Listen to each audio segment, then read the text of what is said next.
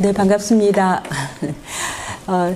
제가 오늘 강의하는 거는 우리 한국의 역사가 요즘은 그 역사의 올바른 어떤 방향이랄까, 역사의 올바른 사관을 찾기보다는 이렇게 진영 논리에 따라서 이 역사관이 바뀌고 하는 이런 면들을 보면서 연구자로서 굉장히 좀 서글픈 면이 있습니다. 그게 의도하든 의도하지 않았던 이 역사가 정치에 이용이 된다라는 것은 정말 바람직하지 않다라고 봅니다. 왜냐하면 어떤 정권이든지 간에 이게 오래가지 않은데 그 정권이 바뀔 때마다 역사관을 뒤흔든다고 한다면 이 국민들이 굉장히 혼란스러운 거거든요. 있을 수 없는 일이라서 여기 계신 분들은 이제 다 역사에 대한 깊은 관심을 갖고 계신 분들이기 때문에 우리가 이 역사, 우리 특히 한국의 근대사는 흔들리지 않는 부분들, 그리고 우리의 역사가 다만 우리만의 리그, 우리만의 잔치가 아니었다라는 거죠.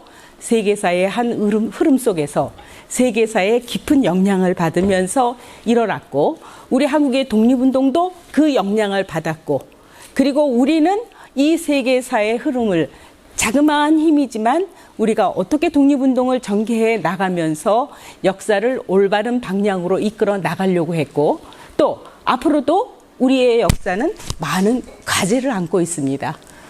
그래서 역사관만은 흔들리지 않는, 그래서 올바로 우리가 우리의 역사를 이해할 수 있는 부분의 일환으로서 우리만의 역사가 아닌 세계사의 흐름 속에서 한번 한국의 독립운동사를 같이 한번 보는데, 이게 사실은 어떻게 보면 대학에서 한 학기 강의 정도 되는 분량이에요. 이 분량을 사실은 이 짧은 시간에 또 여러분이 한 30분 남겨놓고 또 토론을 할 수 있는 기회를 같이 가지려고 할 때 어떻게 보면 막 주마간산으로 우리가 치달아야 되지 않을까 좀 걱정스럽기도 하지만요. 그래도 이것을 통해서 전체 세밀하게 우리가 디테일한 어떤 미시적 역사까지는 못 들어간다 하더라도 커다란 흐름으로서의 우리의 독립운동의 역사를 한번 보는 시간을 갖도록 하겠습니다. 그래서 좀 시간이 없으니까 빨리빨리 하도록 하겠습니다. 자, 그리고 저는 한국 독립운동사 연구소 소장이라고 지금 돼 있는데요. 제가 이거 마지막으로 고치는 걸 잊어버렸어요. 하도 PPT에 저희가 그렇게 하다 보니까 지금 저는 전임입니다. 지금 한국 독립운동사 연구소는 뭐 많은 아까 소개하셨다시피 독립운동가들을 발굴하기도 하지만 무엇보다도 많은 독립운동 자료들을 저희가 발굴을 해서 자료집으로 내는 일도 열심히 하고 있는데요.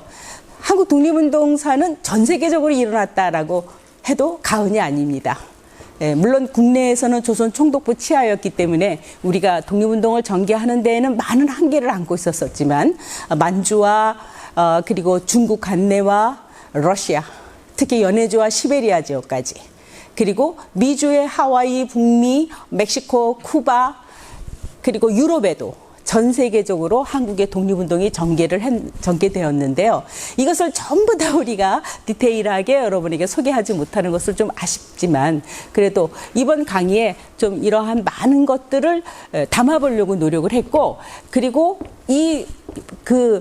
전 세계적으로 일어나는 우리의 독립운동이 어떠한 일관된 방향성을 가졌는가를 우리가 찾아보면서 독립운동의 의미를 같이 한번 보도록 하겠습니다.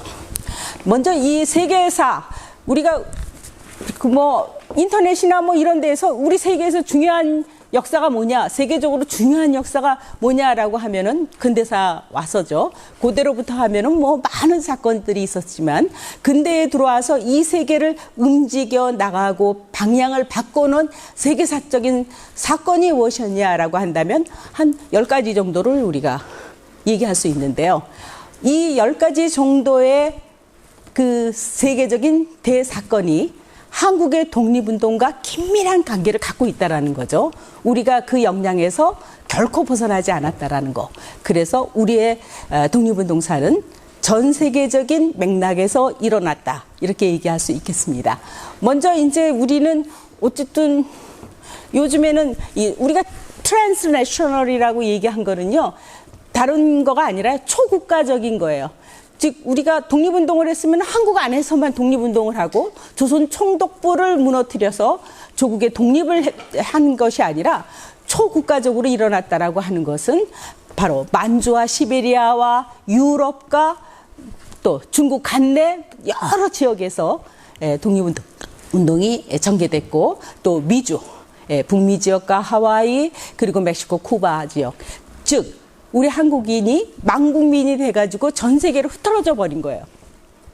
아마 우리가 국가적인 어떤 위기상황이 아니었다면 그냥 한국 내에서 이 금수강산에서 아름답고 풍요롭게 살았겠지만 우리는 식민지라고 하는 그리고 또 망국이라는 이러한 위기가 오히려 우리 한국인들을 전 세계로 나가게 하는 흩어지게 하는 원인이 됐고 이러한 시련들이 우리 한국인들에게는 굉장한 어떻게 보면은요 뭐 가뭄 끝에 뭐 풍요로움이 올 수 있고 고생 끝에 낙이 온다라는 얘기가 있듯이 오히려 저는 이 식민지 시절이나 망국의 시절이 우리 한국인들에게 결코 나쁜 시절이 아니었다. 오히려 우리를 강건하게 하고 굳건하게 하고 의지력 있게 하면서 우리 한국인들이 누구보다도 이 세계사적 안에서 우리가 이전에는 느끼지 못했었던 우리의 위치, 우리가 무엇이 중요한가, 우리 민족이 살아남으려면 뭐가 중요해요?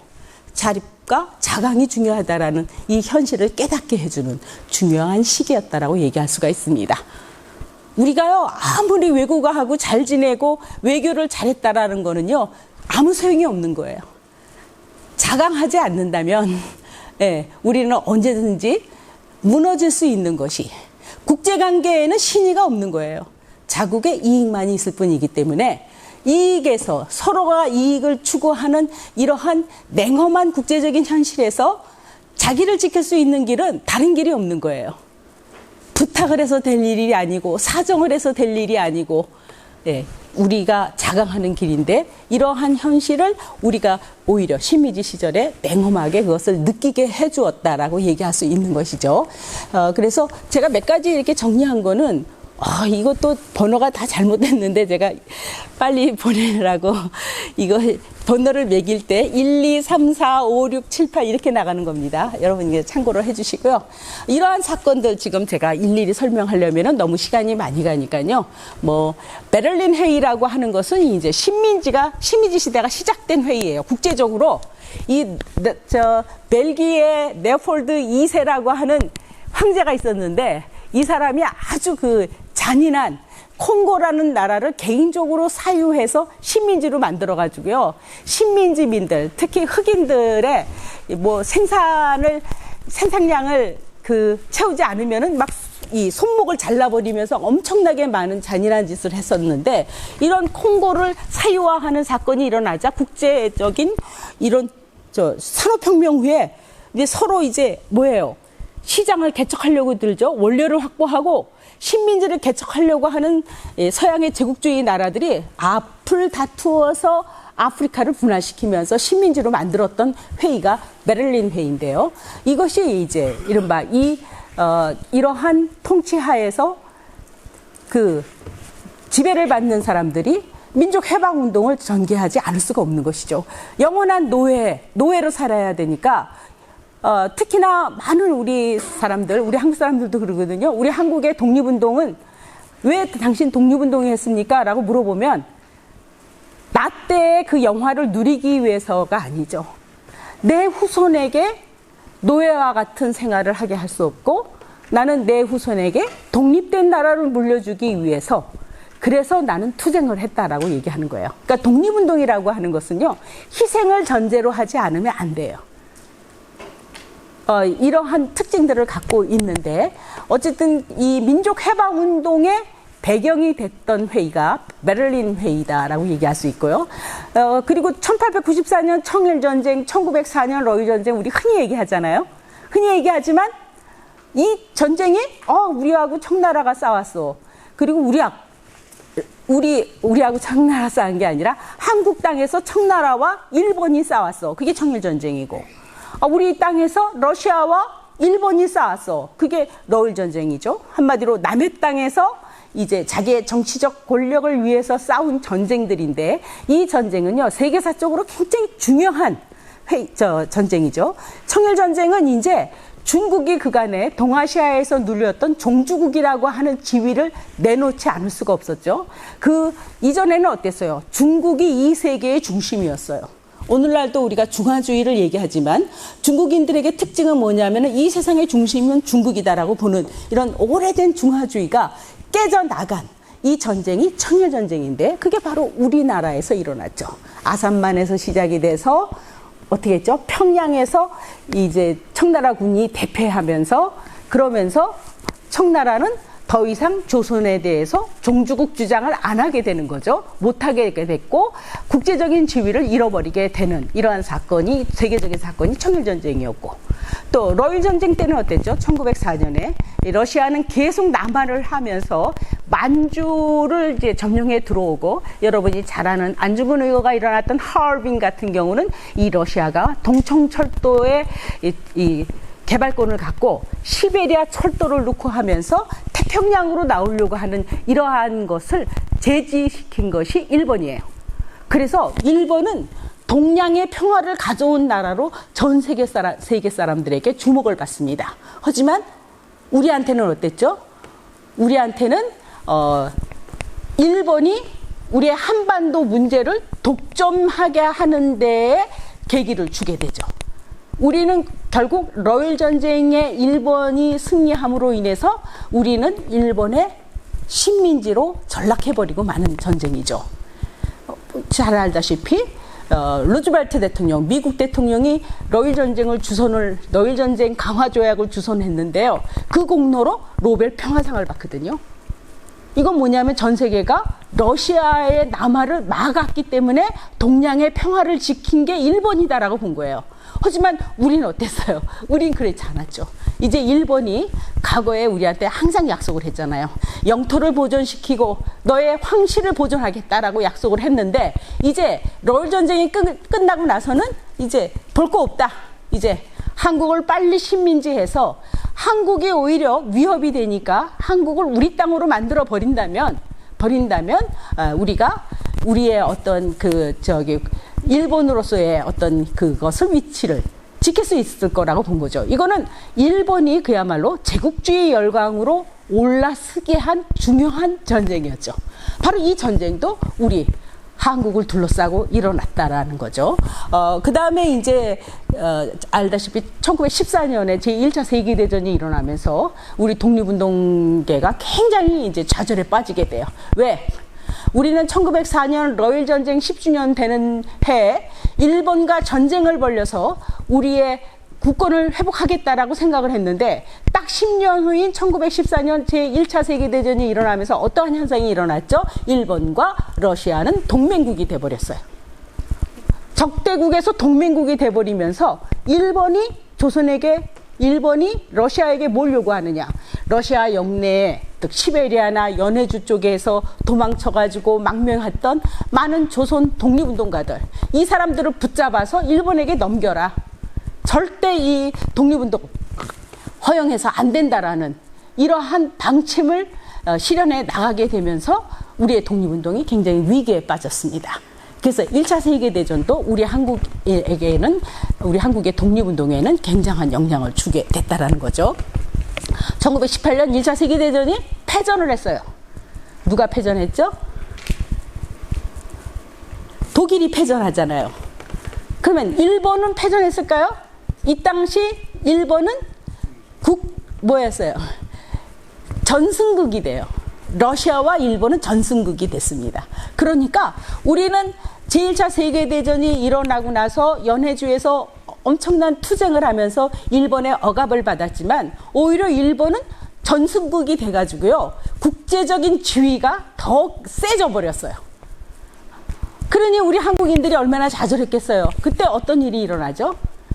미국 대통령 윌슨 대통령이 1차 세계대전이 끝나고 나서 파리에서 열리는 강화회의는 민족 자결주의를 원칙으로 한다라는 평화통일 원칙을 발표했거든요.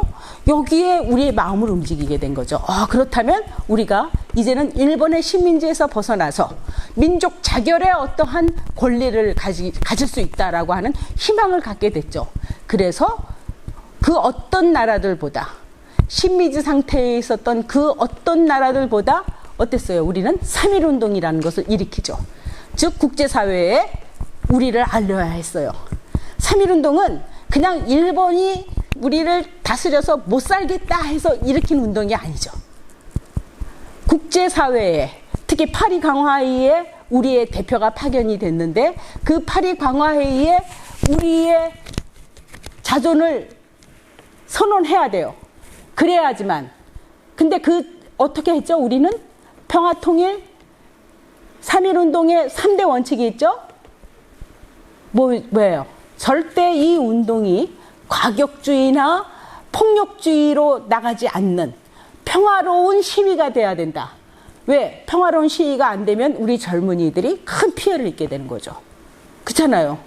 일본은 기본적으로 헌병 무장 통치를 우리 한국에 했는데 만일에 일본의 통치를 반대하는 시위가 있다 한다면 이거는 다 총으로 죽여도 상관없는 거죠. 그러니까 우리는 평화적인 시위를 해야 된다. 약해서가 아니에요.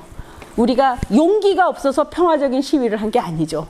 많은 우리의 그 나라의 독립을 염원하는 젊은이들을 보호하기 위해서 평화의 원칙을 내세운 거죠. 그리고 일원화해야 된다. 우리의 독립운동은 이런 목소리 저런 목소리가 아니라 모두가 전 국민이 하나가 돼야 된다라고 하는 거죠. 그리고 그 운동은 어떤 운동이어야 되느냐. 어떤 계급과 계층의 차이가 있는 것이 아니라 모든 일반 대중, 남녀노소 모든 대중들이 하나가 돼서 평화로운 시위가 돼야 된다라는 3.1운동의 3대 원칙에 의해서 이것이 전국적인 운동으로 먼저 나갔던 것이죠. 왜? 국제사회에 우리의 데몬스트레이션, 시위를 한 거죠.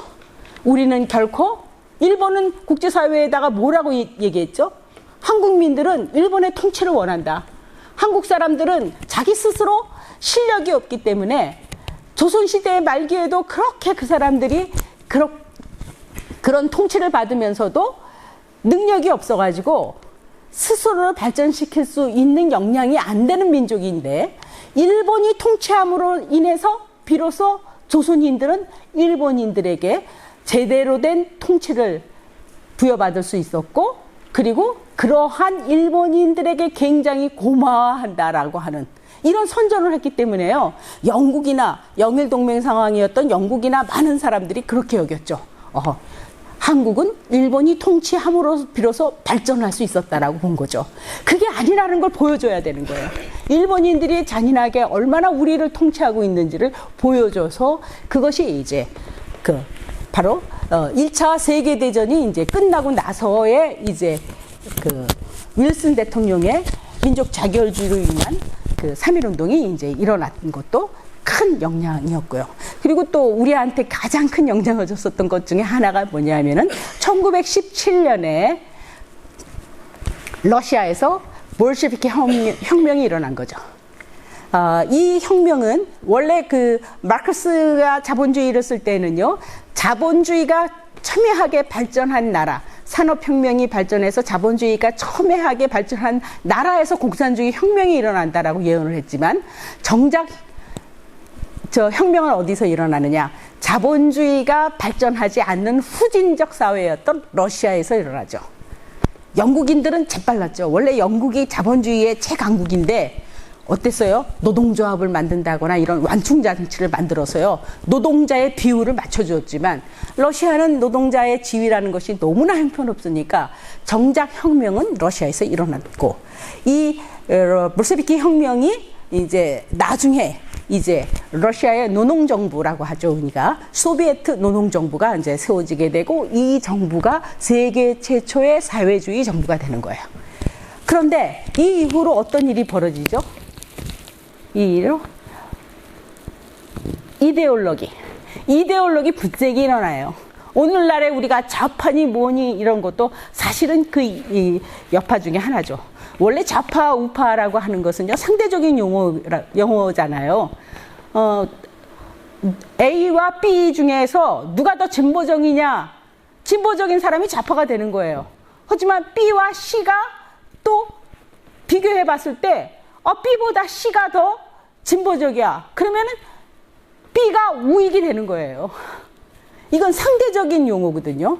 영원한 절대적인 용어가 아닌데 사실은 이러한 그 좌파, 우파, 사회주의, 공산주의 이러한 이데올로기는 21세기에는 이제 좀 낡은 이데올로기가 될 수 있어요. 그래서 많은 나라들이 이제 제3의 어떤 노선을 취한다거나 이전에 그 냉전주의 체제의 그런 의식에서는 벗어나려고 하지만 우리 한국은 여전히 유효하죠.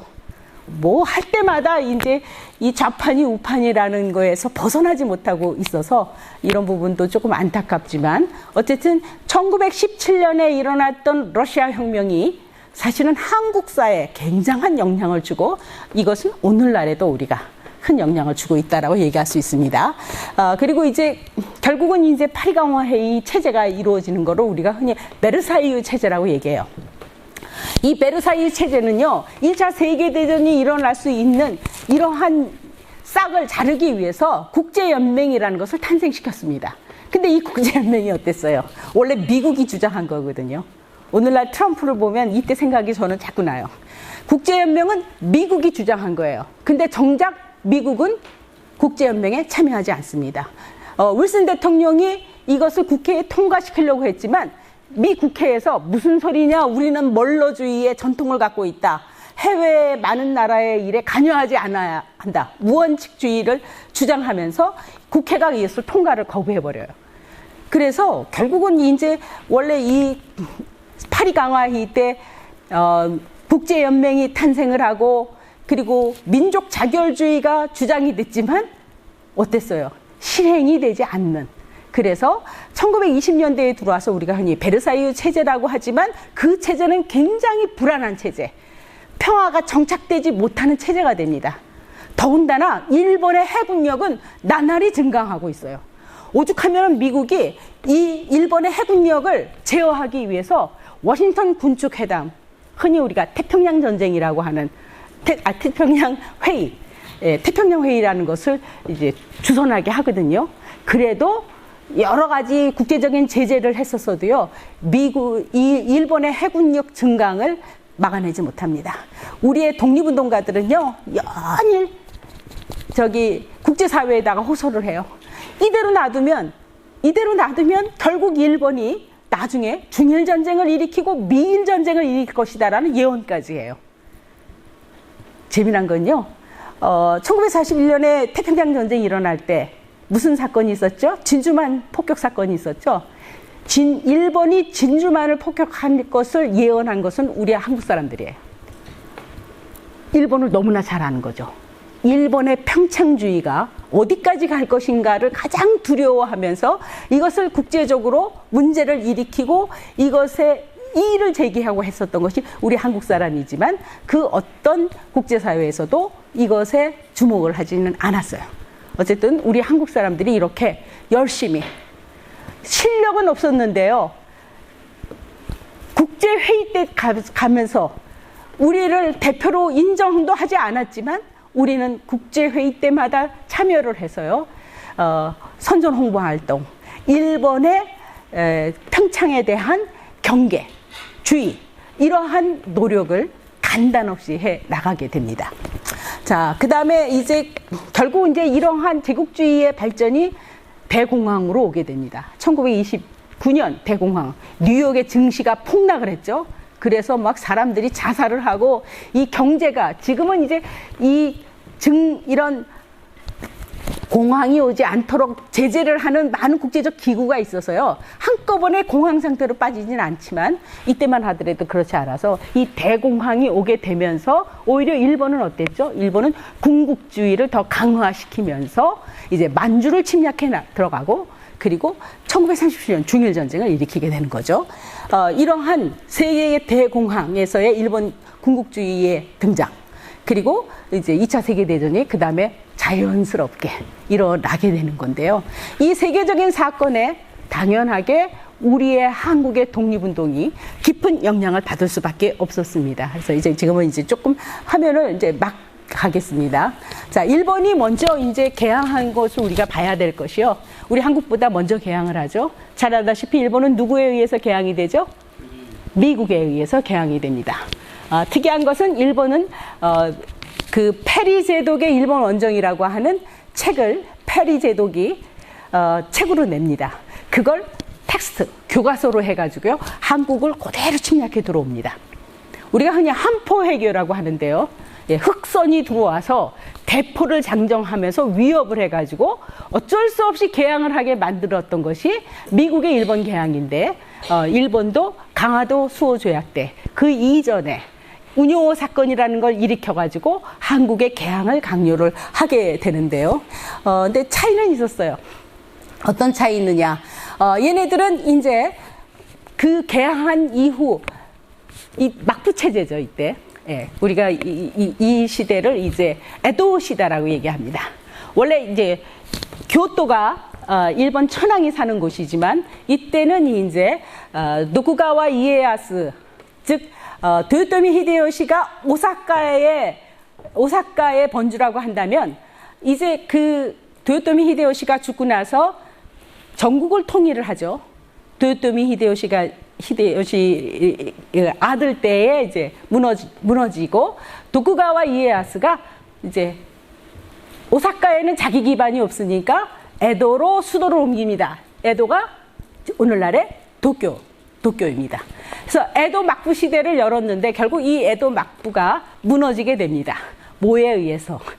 특히 하급 사무라이라고 할 수 있는 사츠번과 조수번, 이 번족의 사무라이들이 이제 사초 동맹이란 걸 맺고 이제 그 에도 막부를 습격해 들어가면서 메이지 유신이 시작이 됩니다.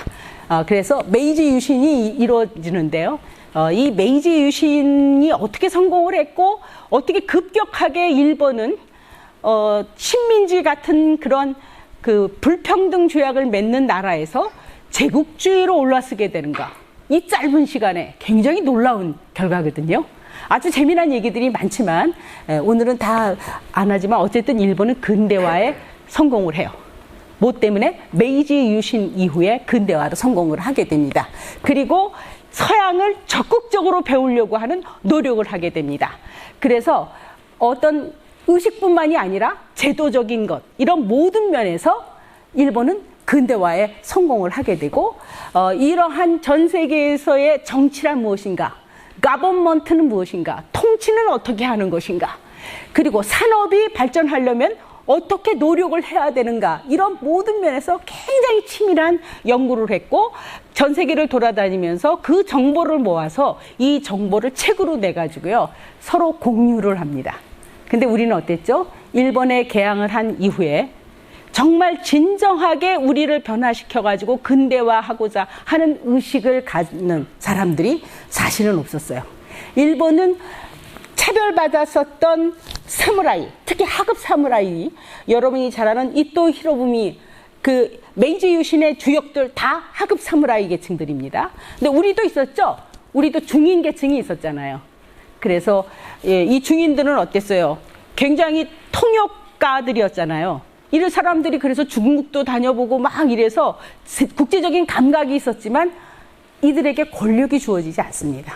메이지 유신은 그들이 권력을 잡았다라고 한다면 우리는 그 양반을 뛰어넘지 못해요. 오랫동안 중앙 집권적 체제의 조선에서는 이러한 권력이 나타날 수가 없는 거죠. 일본은 어땠어요? 일본은 전국시대라고 해서 덴노, 천황이 있었고, 그리고 막부가 있었고, 그 밑에 번들이, 각 성의 번들이 맨날 전쟁을 했어요. 전쟁을 하니까 이 사람들은 어떻게 이겨야 되는 거, 그리고 전쟁이라고 하는 것이 왜 좋냐? 기술의 발전을 가져옵니다. 왜? 상대를 이겨야 되거든요. 죽느냐 마느냐의 문제예요. 이거는 그러니까 조총은 우리나라에 먼저 들어왔어요.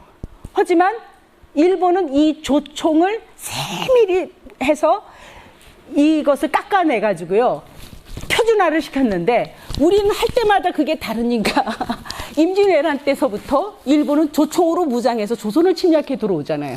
이것이 이제 일본과 우리의 그 근대화를 접하는 태도에 문제가 있어서 우리 한국은 쇄국을 하고 개항을 했다라는 면에서는 일본과 비슷하지만 그것을 어떻게 근대화로 연결시키느냐에 있어서는 실패했다라고 얘기할 수 있습니다.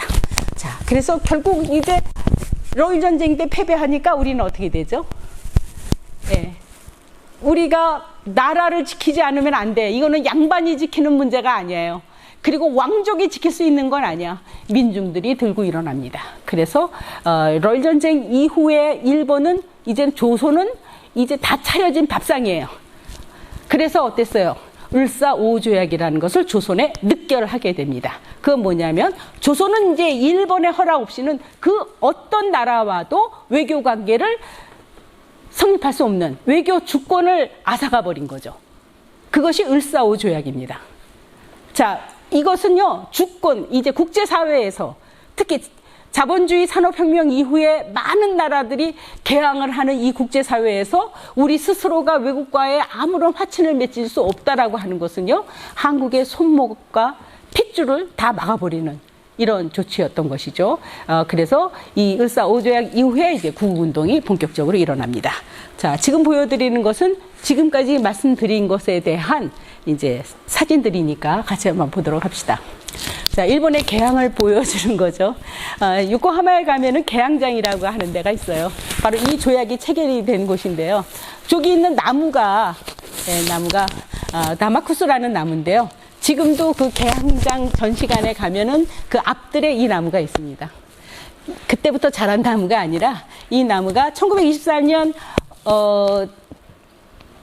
도쿄에서 이제 지진이 일어났을 때 사실 이 나무가 불타버리는데요.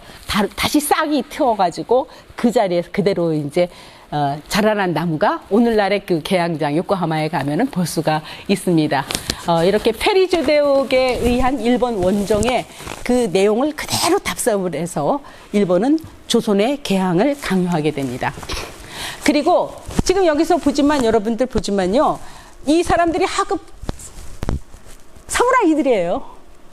지금 요거는 나가사키에 있는 양학소라고 해서요. 여기에서 이제 자연을 공부하고 영어를 공부하고 그 이전에는 이 사람들은 네덜란드로부터 학문을 배웠기 때문에요. 흔히 일본 사람들이 흔히 난학이라고 하는 걸로 해서 학문이 정립이 되는데 그 여러분이 아는 그 조총 이런 것들이 다 네덜란드 사람들이 가르쳐 준 겁니다. 우리는 하멜이 표류해 왔을 때 하멜을 가둬두고 제주도에 가둬두고 못 나가게 하고 했지만 이 사람들은요, 나가사키에 가면 네지마라고 하는 데가 있는데요. 거기에 이 사람들을 식사 대접을 하면서 이 사람들의 서양의 문물과 이런 걸 배웁니다. 일본 사람들은. 우리와 같이 어떤 대외주의에 있어서 좀 차이가 있었다라고 얘기할 수 있는데 바로 여기 보이는 이 사람이 이토 히로부미입니다. 그리고 여기에 뭐 많은 사람들이 있어요. 이토 히로부미뿐만 아니라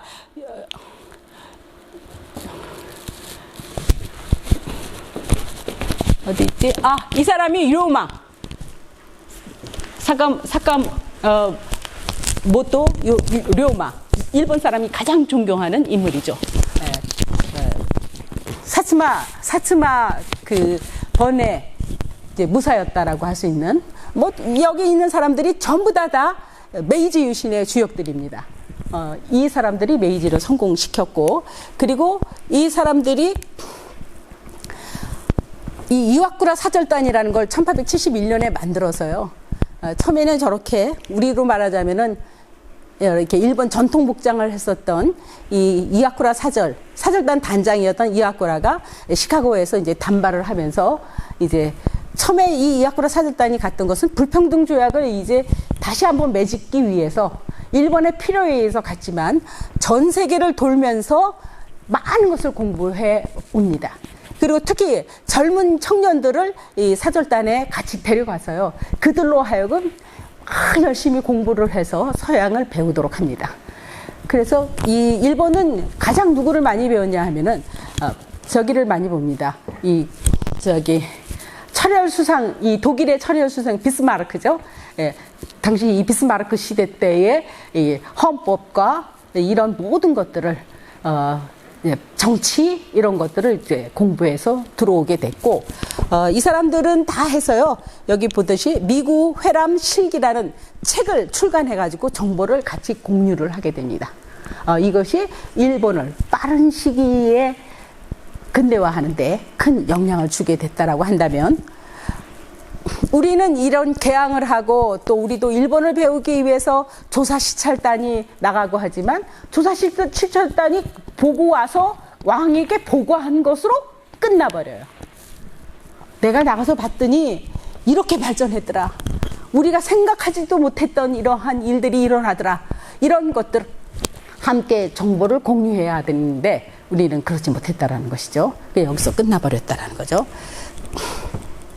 자, 어쨌든 우리가 어떻게 해서든지 우리도 자주 하기 위한 노력들을 했죠. 특히 1894년에 청일전쟁이 일어나고 1896년, 5년에 민비시해 사건이 일어나면서 굉장히 충격을 받았던 황제, 이때는 황제가 아니었지, 고종이 너무 두렵잖아요, 일본이. 그 서울 한복판에서 궁중으로 들어와가지고 국모를 시해해? 야, 이놈들은 무슨 짓을 하든지 할 놈이다라는 생각 때문에 너무 두려워서 뭐 하죠? 아간 파천을 하죠. 예, 러시아 영사관으로 국왕이 피신을 한 거예요. 예, 하지만 이제 다시 돌아와서 대한제국을 선포하게 됩니다.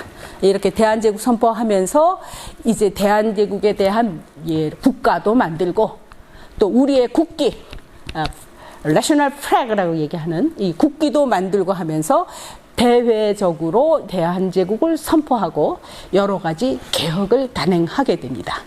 그런데 우리의 개혁에는 많은 문제가 있었다는 거죠. 자, 강무황제도 사실은 어떤 분들은 연구해서 강무황제가 계몽군주라고 얘기하지만 사실은 그렇지 않죠. 계몽군주라는 면보다는 오히려 이 황실을 보존하려고 하는 이런 의지가 더 강했다라고 얘기할 수가 있습니다.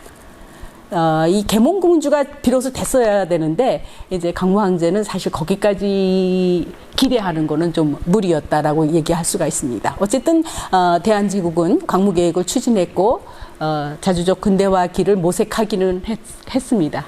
그리고 많은 나라가 강무황제한테 충고를 하죠. 너희들이 그 어떤 나라의 침략을 받지 않으려면은 영세 중립국이 돼야 된다. 그것을 선언하라는 사실은 충고를 하게 됩니다. 그래서 대한제국도 그거를 받아들여서 사실은 1904년 러일 전쟁이 일어나기 직전에 대한제국은 영세 중립국임을 선언했지만 이것을 일본은 무시해버리죠. 예, 왜? 이제 내 손 안에 들어왔는데 뭐 그거 예, 국제적인 효력을 가질 수가 없었던 것이죠. 자, 청일전쟁 때는 뭐 이제 더 얘기는 않겠는데, 우리가 이 시대 때 우리가 주목해야 할 것은, 야마가타 아리토모. 이 사람은 이제 조수번 출신이죠. 지금 오늘날로 말하면 야마구치 출신인데, 일본에서는 야마구치 출신 사람들이 일본 역대 총리 굉장히 많아요. 그쵸? 저기도 저번에 죽은 누구죠? 네? 아베도 야마구치. 그의 외할아버지, 기시수상 뿐만이 아니라 일본의 근대화를 이룩한 사람, 이토 히로부미도 야마구치 출신입니다. 이 야마구치 출신들이 이렇게 특별히 조선 문제에 대한 큰 관심을 갖는 데에는 역사적인 연원이 있습니다. 근데 제가 다 설명을 못 드리고요. 어쨌든,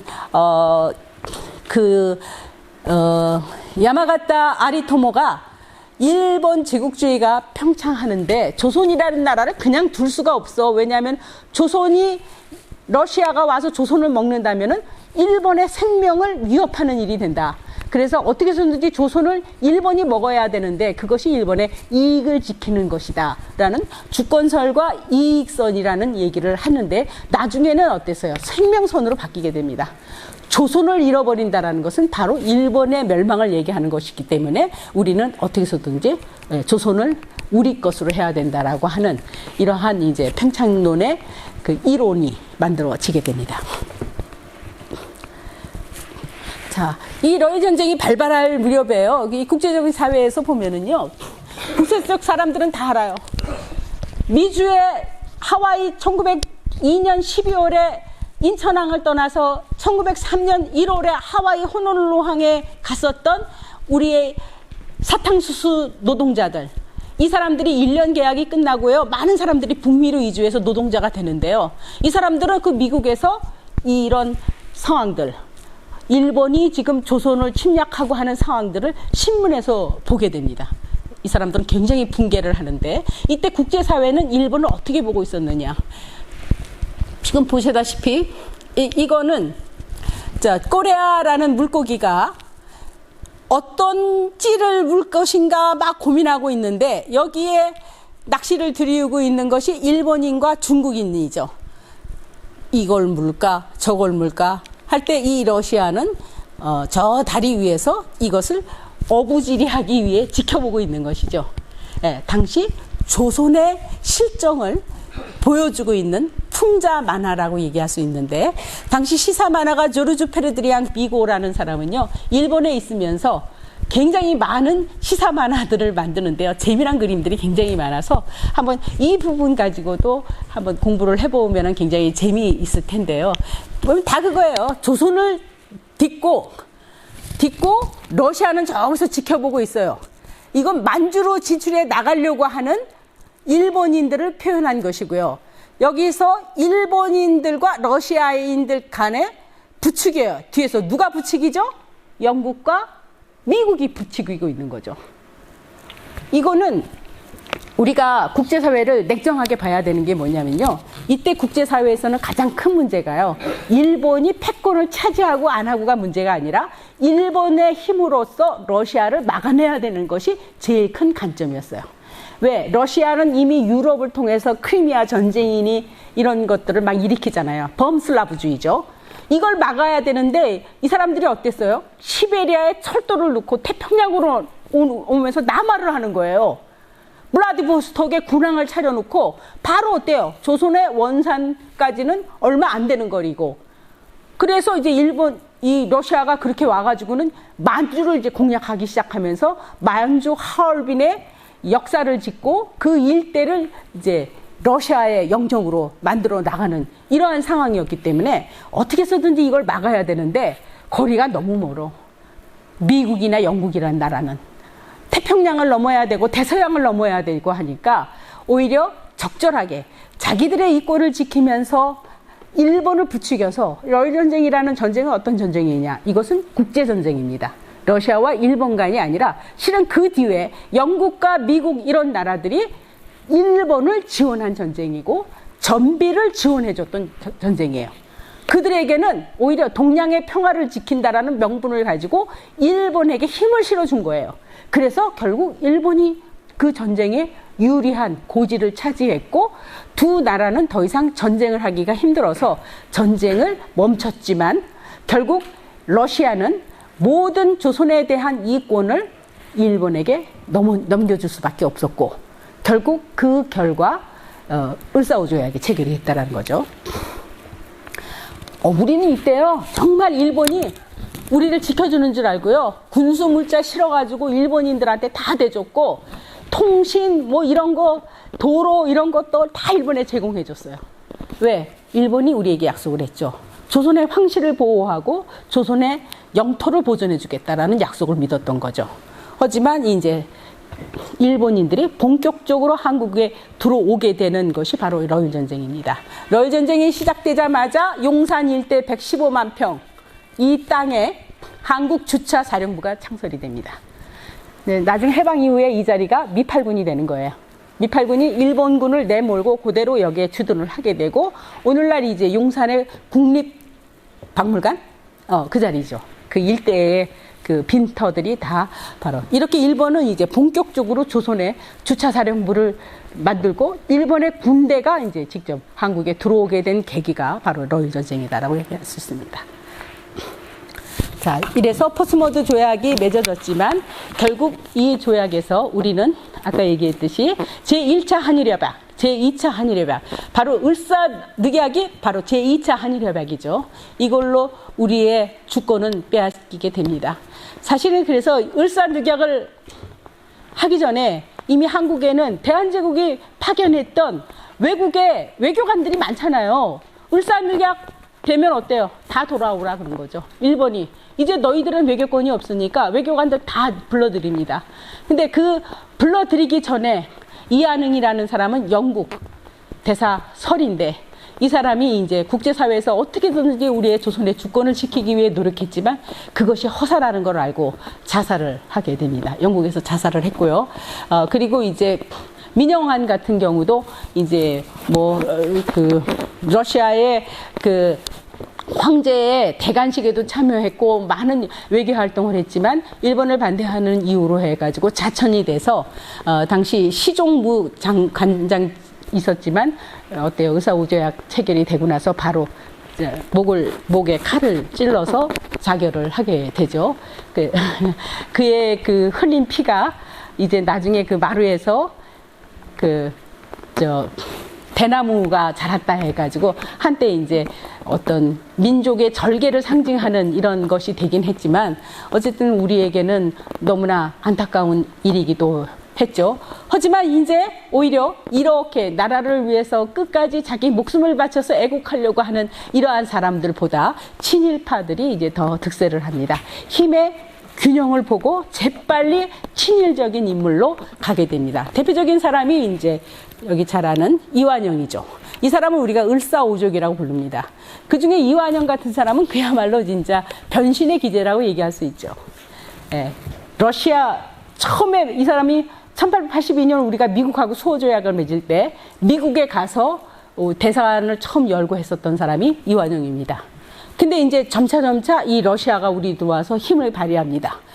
황제가 아간 파천을 했고 이때는 이제 적극적인 칠러파가 됩니다. 하지만 이제 러시아가 패배를 하고 이제 일본의 세상이 되니까 또 누구보다도 적극적으로 칠러파로 변신한 사람이 이완영이라고 얘기할 수 있죠. 이제는 어떻게 보면은 이제는 양반층이나 관료층이나 이제 황제에게는 더 이상 기대할 게 없게 되는 거죠. 이제는 민중들이 나서게 되는 거죠.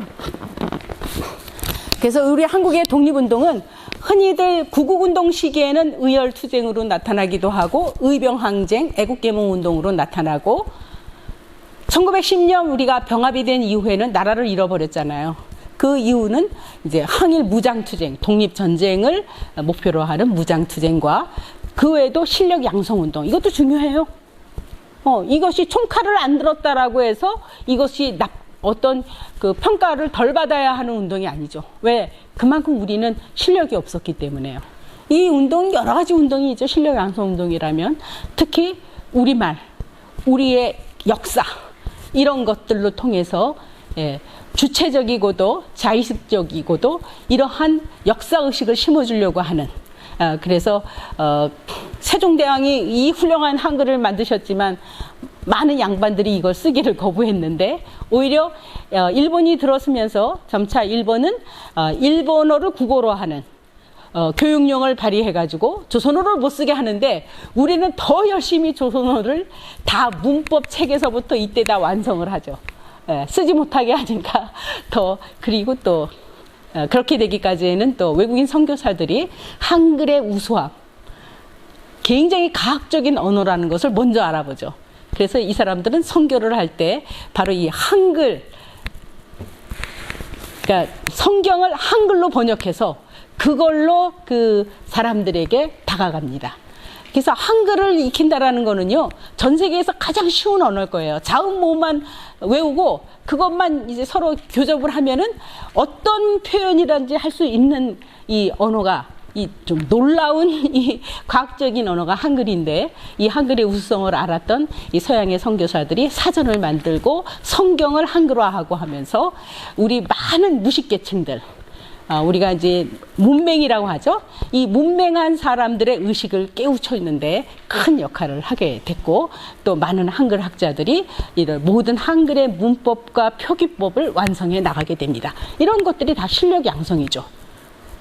이러한 실력뿐만 아니라 또 교육, 산업 이런 부분에서도 여러 가지의 어려운 상황에서도 불구하고 우리의 실력을 길러 나가는 이런 운동도 벌어지고, 또 국외에서는 외교 활동, 국제회의가 열릴 때 아무도 쳐다보지도 않고 아무도 우리의 대표권을 인정하지 않는다 하더라도 우리는 끊임없이 시도하면서 외교 활동을 전개했고요.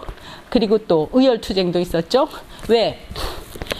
전쟁, 독립전쟁을 하고 싶어도요, 군인이 있어요, 군대가 있어요. 그럼 뭐예요? 나 혼자의 희생으로 독립을 찾고자 하는, 예를 들면 뭐 윤봉길 의거라든가 이런 것들이 다 의열투쟁에 들어간다라고 얘기할 수 있습니다. 그리고 그 외에도 많은 사회운동들이 일어나게 되죠. 문화운동들이. 자, 그래서 우리가 병합이 돼 버렸어요. 일본 그 통감부가 남산에 세워졌는데요. 이 통감부가 이제 조선 총독부로 변했고, 1925년에는 이제 우리가 그 강화문을 허물고 그 뒤에 조선 총독부가 세워지게 되죠. 지금 이 총독부의 부자재 공원, 총독부가 헐고 나서 그 남은 자재를 가지고 공원을 만든 것이 지금 독립기념관에 있습니다. 거기 한번들 가보세요. 일본은 이제 굉장한 그 열의를 보이면서 조선 총독부를 건축했고, 이 건축은 어떻게 보면 건축 사상의 기념비가 될 만한 아주 훌륭한 건물이죠. 그래서 우리가 사실은 해방이 되고 나서 이 건물을 처리하지 않고 계속해서 중앙청인이 국립중앙박물관으로 이용하고 하다 보니까 이건 좀 심각한 문제다 해서 이 건물이 이제 헐어지게 되고, 원래는 이제 그대로 해서 딴 데로 옮기려고 했는데 뭐 예산이 말도 못하게 들어서 그렇게는 못하고 헐어서 다시 이제 부자재 공원을 이제 만들게 독립기념관에 있습니다. 한번 기회가 있을 때 다녀보시기 바랍니다. 자, 일본은 철저히 통감, 이토 히로부미가 통감이었는데 안중근 의거로 이분은 이제 죽었죠. 그리고 나서 이제 2대 총독이 된 사람은, 아니,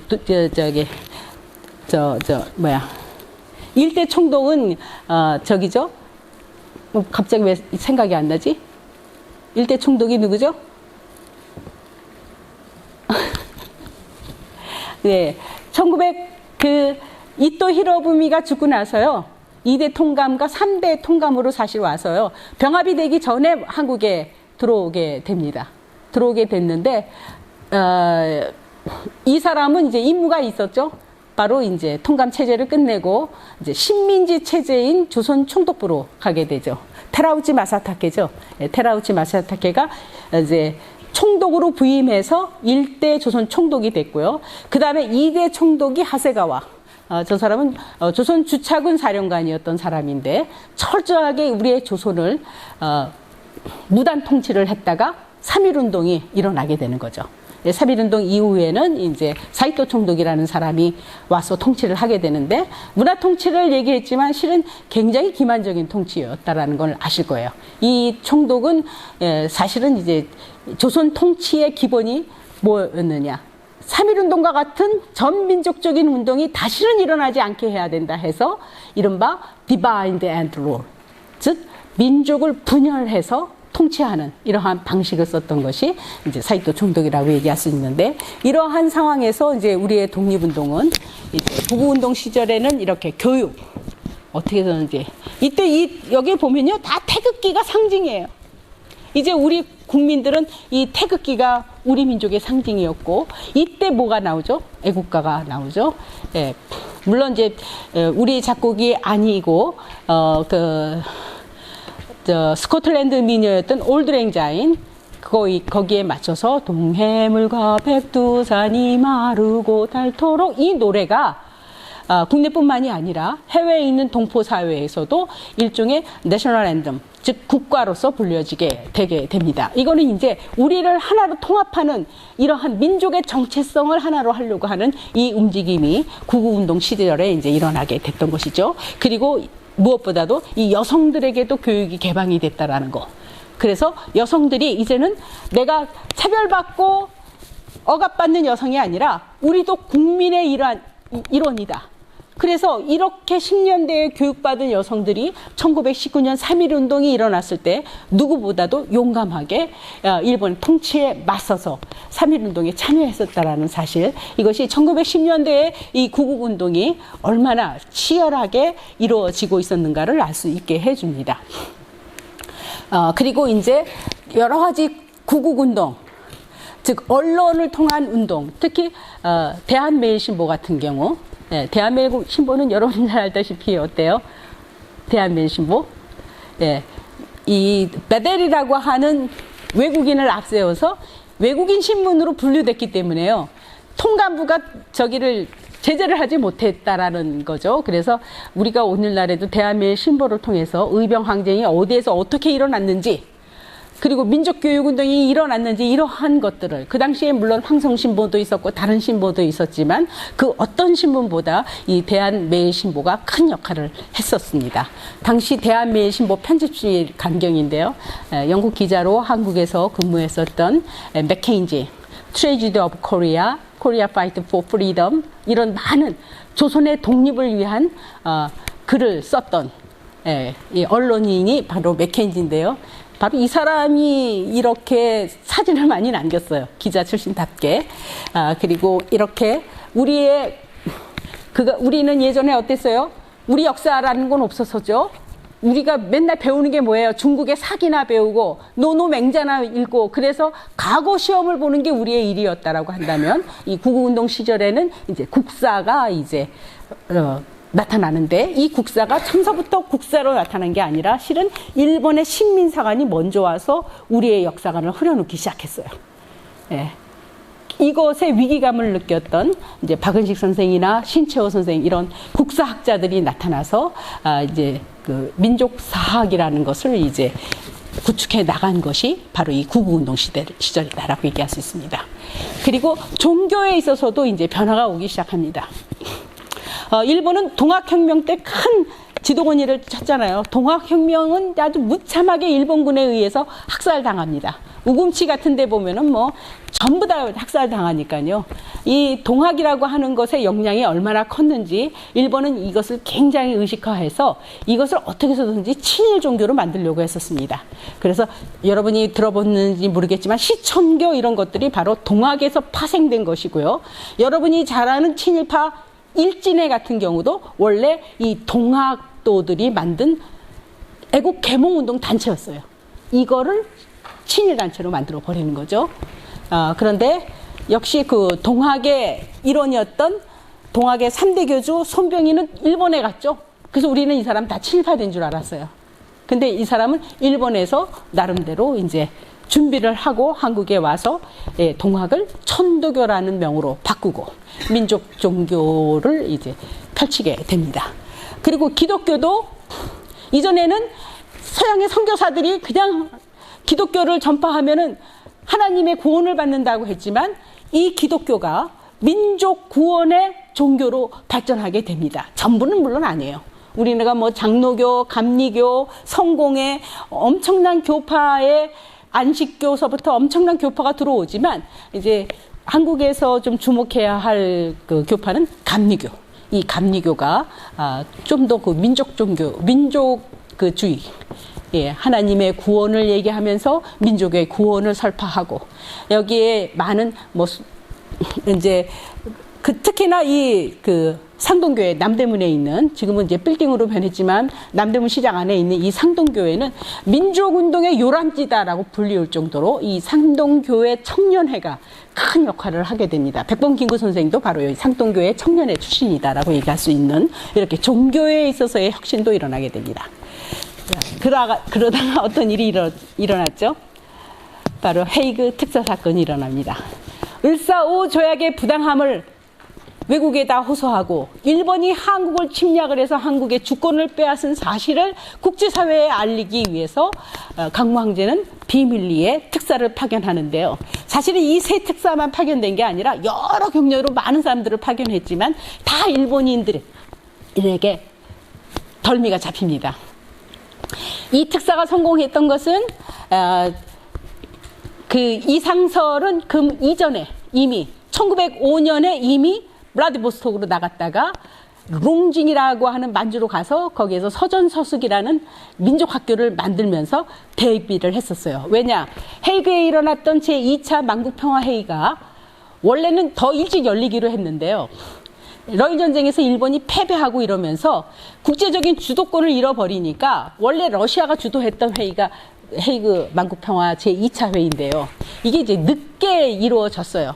사실 강무 황제가 바로 러시아의 초청장을 받았던 거예요, 그 전에.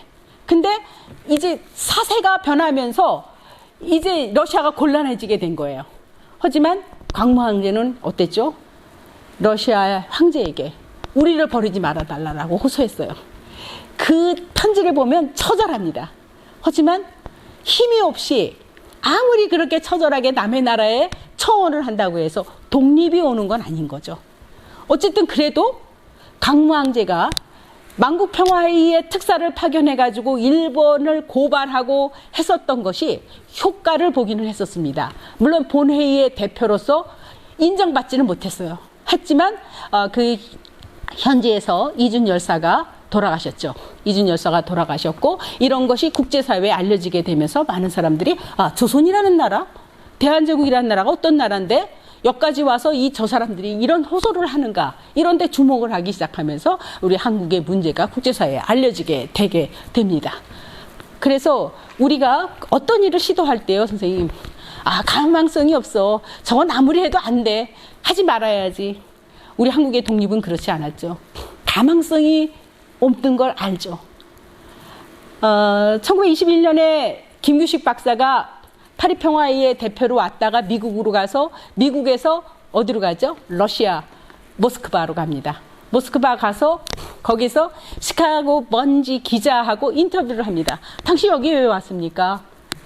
지금 미국에서 외교 활동했던 사람이 이 러시아 땅에 왜 왔습니까? 라는 질문을 할 때 뭐라고 얘기했죠? 이 길을 올 수밖에 없었다라고 얘기합니다.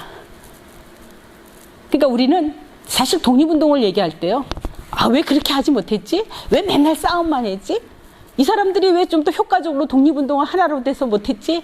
이렇게 얘기할 수는 없는 거예요. 우리의 독립운동의 배경은요, 국제사회로 나가면은요, 온 사방의 밀정들이었어요. 일본인들이 퍼뜨린 밀정들. 이 밀정들 사이에서 우리의 정보를 공유하면서 동지로서 하나가 된다는 것은 정말 힘든 일이었어요. 압력도 엄청 받죠. 그러니까 이게 원활한 게 없었던 거예요. 그럼에도 불구하고 우리가 독립운동을 전개했다라고 하는 것은 저도 이제 많은 자료를 보면서 일본이 방대한 밀정을 풀어가지고 그 정보를 모으는 것이 오늘날의 일본 외무성 문서들입니다. 이 외무성 문서에 기록된 것들은 어마어마해요. 그게 이제 조선인들의 독립운동이 어떻게 전개되는가를 자세히 보여주고 있는데요. 그런데 이 사건이 많은 여파를 가져오게 됩니다. 자, 이위종, 요거 이위종입니다. 이위종은 그의 아버지가 이범진이라고 하는, 이 사람은 일찍부터 물론 이왕가의 사람이죠.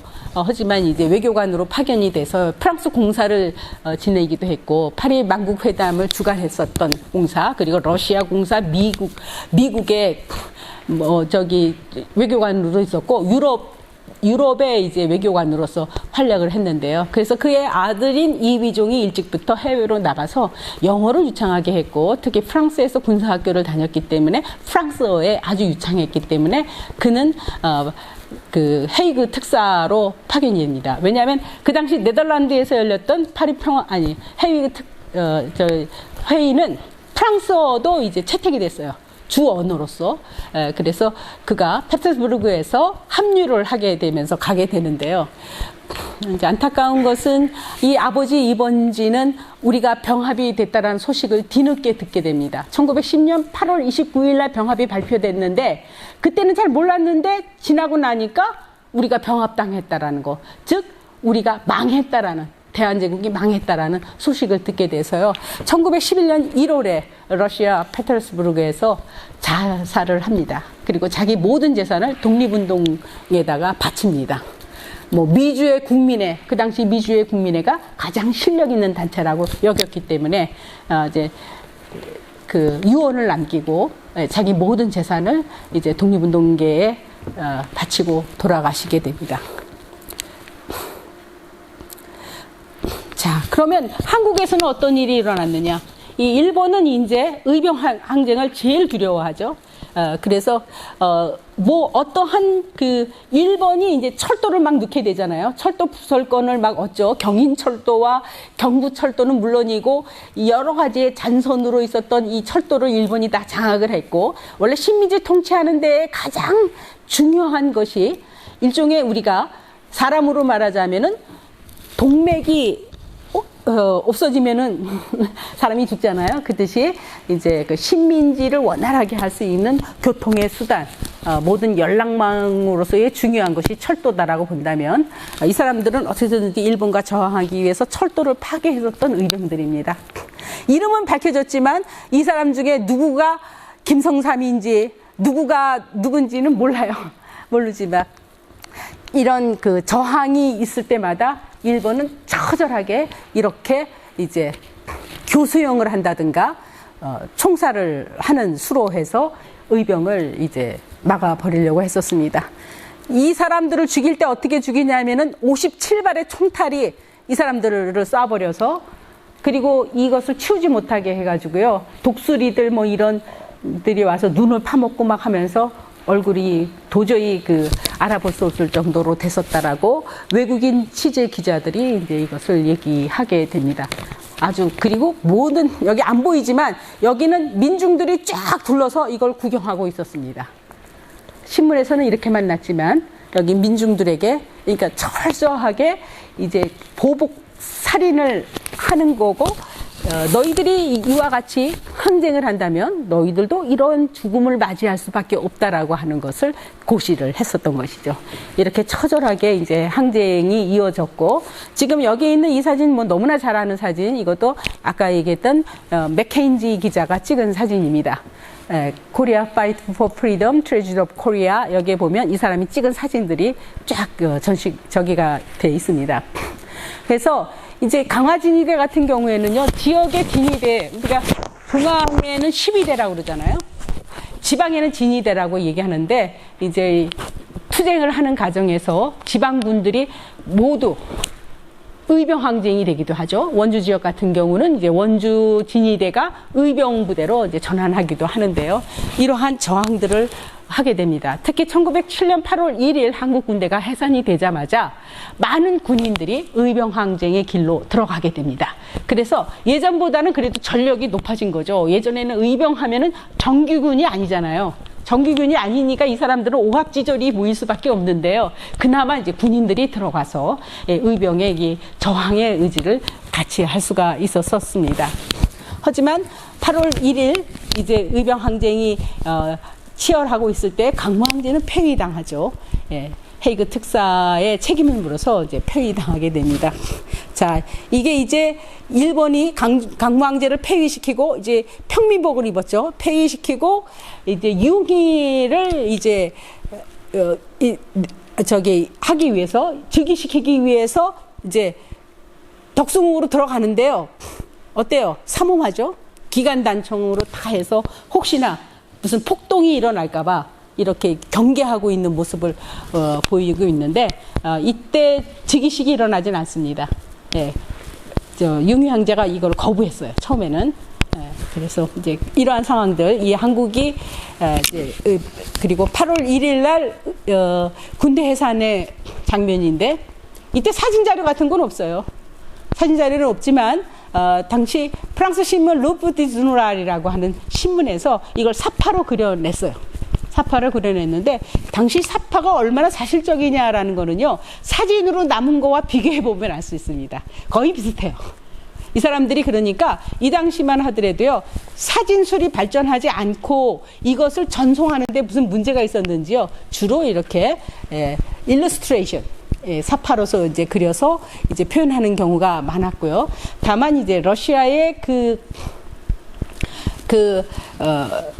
영사였었던 러시아 영사가, 지금 정동에 가면은 러시아 영사 막루가 지금 그것만 남아있지만 지금 별로 높지 않게 그렇게 보여요. 왜냐하면 빌딩들이 많이 쓰다 보니까. 하지만 그 당시만 하더라도 빌딩이 없었을 때는 이 막류에서 서소문 일대가 보이고 한 3-4시간 항전을 하는 한국 군대와 그 일본군의 그 모습들, 이 전투의 모습들을 볼 수가 있으면서 본국에다가 타전을 합니다.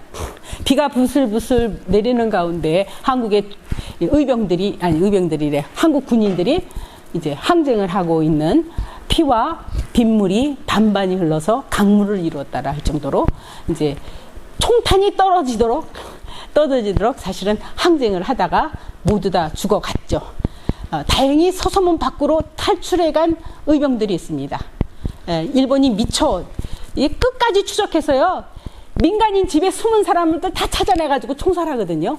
근데 그래도 이제 그 이전에 빠져나간 사람들은 이제 이 사람들은 점차 산악으로 이제 들어가게 됩니다. 그래서 의병 항쟁들이 이제 점차 이제 산악으로 들어갔고, 일본은 이제 다시는 의병 항쟁이 일어나지 않게 하기 위해서 남한 대토벌 작전, 특히 이 전라도 지역 일대에는 이제 의병들이 너무 많이 있으니까 이 사람들을 토벌하기 위한 남한 대토벌 작전을 전개하게 됩니다. 여기 초라한 이분들은 호남 의병장들입니다. 기라성 같은 사람들이에요. 그렇지만 대부분 이렇게 해서 대구 감옥에서 사형을 당해서 이제 처형되게 됩니다. 그래서 의병들도 이제는 항쟁을 점차 하기 어렵게 됐고, 이들은 산악으로 가서 이른바 게릴라전으로 연명을 하고 점차 쫓겨서 계속 올라가서 압록강과 두만강을 넘게 됩니다. 우리는 그 이후로 의병이라고 얘기 안 하죠. 이분들을 주로 독립군이라고 얘기합니다. 하지만 러시아 지역 크라스키노나 이런 지역에서는 아직도 의병이라는 이름으로 싸운 사람들이 있죠. 즉 안중근도 바로 1909년 안중근 의거가 일어나기 전까지 바로 이 클라스키노에 있는 이범윤 의병 부대에서 의병 항쟁을 했었고요. 우리의 의병 항쟁은 굉장히 치열하게 전개가 됐습니다. 우리가 마지막 의병으로 기록되는 사람은 1915년에 처형된 최응원이라고 합니다. 물론 이 이후에도 있었을 거예요. 근데 우리 기록에 그렇게 나타납니다. 최응원은 강도 살인죄로 처형당했지만 그는 재판 과정에서 스스로 나는 의병이다 이렇게 밝히고 이제 처형당하게 되는데, 우리 이 이후로는 우리가 이제 의병이 우리 역사에서 사라진다라고 얘기할 수 있습니다. 자, 그래서 이제 일본의 세상이 됩니다. 1907년 일본 황태자가 조선을 방문할 때 남대문 곁에 있었던 많은 성곽들이 허물어지게 됩니다. 일본인들이 남대문으로 들어오지 않겠다, 당당하게 나는 그 길로 가겠다 해가지고 성곽이 다 이때 이제 사라지게 되고요. 여기에 있는 이 사람들, 이거 조선의 친일파들이죠. 이토 히로부미고, 이 사람은 러일 전쟁과 청일 전쟁 때부터 쌓았던 도조 히데키, 아주 유명한 일본의 군신이라고 불리우는 이러한 사람들. 그리고 이 사람들 이름 하나하나가 다 밝혀지고 있으니까요. 네, 이제는 친일의 이제 세상이 됐다라고 얘기할 수가 있습니다. 자, 그래서 이 민간에서는 이제 어떻게 해서든지 구국운동을 전개해야 되겠다라는 움직에서 여러 구국운동 단체가 만들어지지만 그 중에서 가장 우리가 주목해야 할 것은 New People, 새로운 신민. 신은 황실의 신, 그러니까 황제의 신하의 신이 아니라 new, 미는 국민이라는 뜻이죠. 미주에서 왔었던 이제 그 공립협회를 세운 사람들에 의해서 한국에 들어와서 신민회라는 것을 만들게 됩니다. 비밀교사. 우리가 제일 잘 아는 도산 안창원 선생이 바로 리버사이드에서 대한 신민회라는 것을 만들어가지고 한국으로 들어와서 이 신민회, 비밀교사 신민회를 결성하는데, 이 신민회는 그야말로 뉴 피플, 새로운 국민을 만드는 회다. 이거는 공화주의를 이제 의식을 했던 것이죠. 우리가 이제 나라를 되찾아서 새로운 나라를 만들면 어떤 나라가 돼야 되느냐? 황실의 나라? 황제의 나라? 아니죠. 새로운 국민이 주권 재민의 국민이 되는 그러한 이제 나라를 만들자라고 하는 이런 의식을 전파해 나가면서 구국운동을 시작하게 됩니다. 물론 이 운동도 도산 안창호가 한국에 들어온 것은 1907년 한 3월 3월쯤인가 들어와요. 2월에 미국에서 떠나니까. 그렇게 들어와서 많은 운동을 했지만 결국은 어땠어요? 군대 해산을 보고는 더 이상의 구국운동은 우리에게 힘들다라는 걸 알죠. 그래서 뭘 주장하죠? 독립전쟁을 선언하게 됩니다. 우리가 나라를 찾을 수 있는 것은 구국운동으로는 이제 안 되는 거예요. 일본과의 독립전쟁에서 승리하는 길만이 우리의 나라를 찾을 수 있다라는 이른바 독립전쟁론이라는 것을 이제 설파합니다. 근데 어때요? 이미 통감부 세상이 됐고, 일본이 헌병, 경찰, 모든 재판, 모든 권리를 다 장악해 놨기 때문에요. 여기에서 싸우는 게 어려워서 결국 어떻게 되죠? 국외로 나가는 거. 국외로 나가서 독립운동 기지를 개척을 해서 이제 나라를 되찾아야 된다. 그러려면은 이 운동은 장기적 투쟁이 될 수밖에 없는 거죠. 단순히 우리가 실력이 없는데 뭘 가지고 우리가 전쟁을 할 거예요.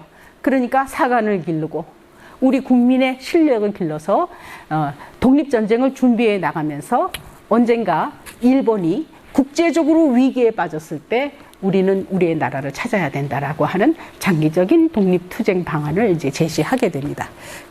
이 사람들이 바로 독립전쟁은 전략으로 이제 전환을 했던 신민의 사람들이다라고 할 수 있고, 여기에 있는 이제 도산 안창호를 비롯해서 이 이강이라든가 여기에 이재명이라든가 뭐 이런 모든 사람들은 사실은요 미국에서 온 사람들이에요.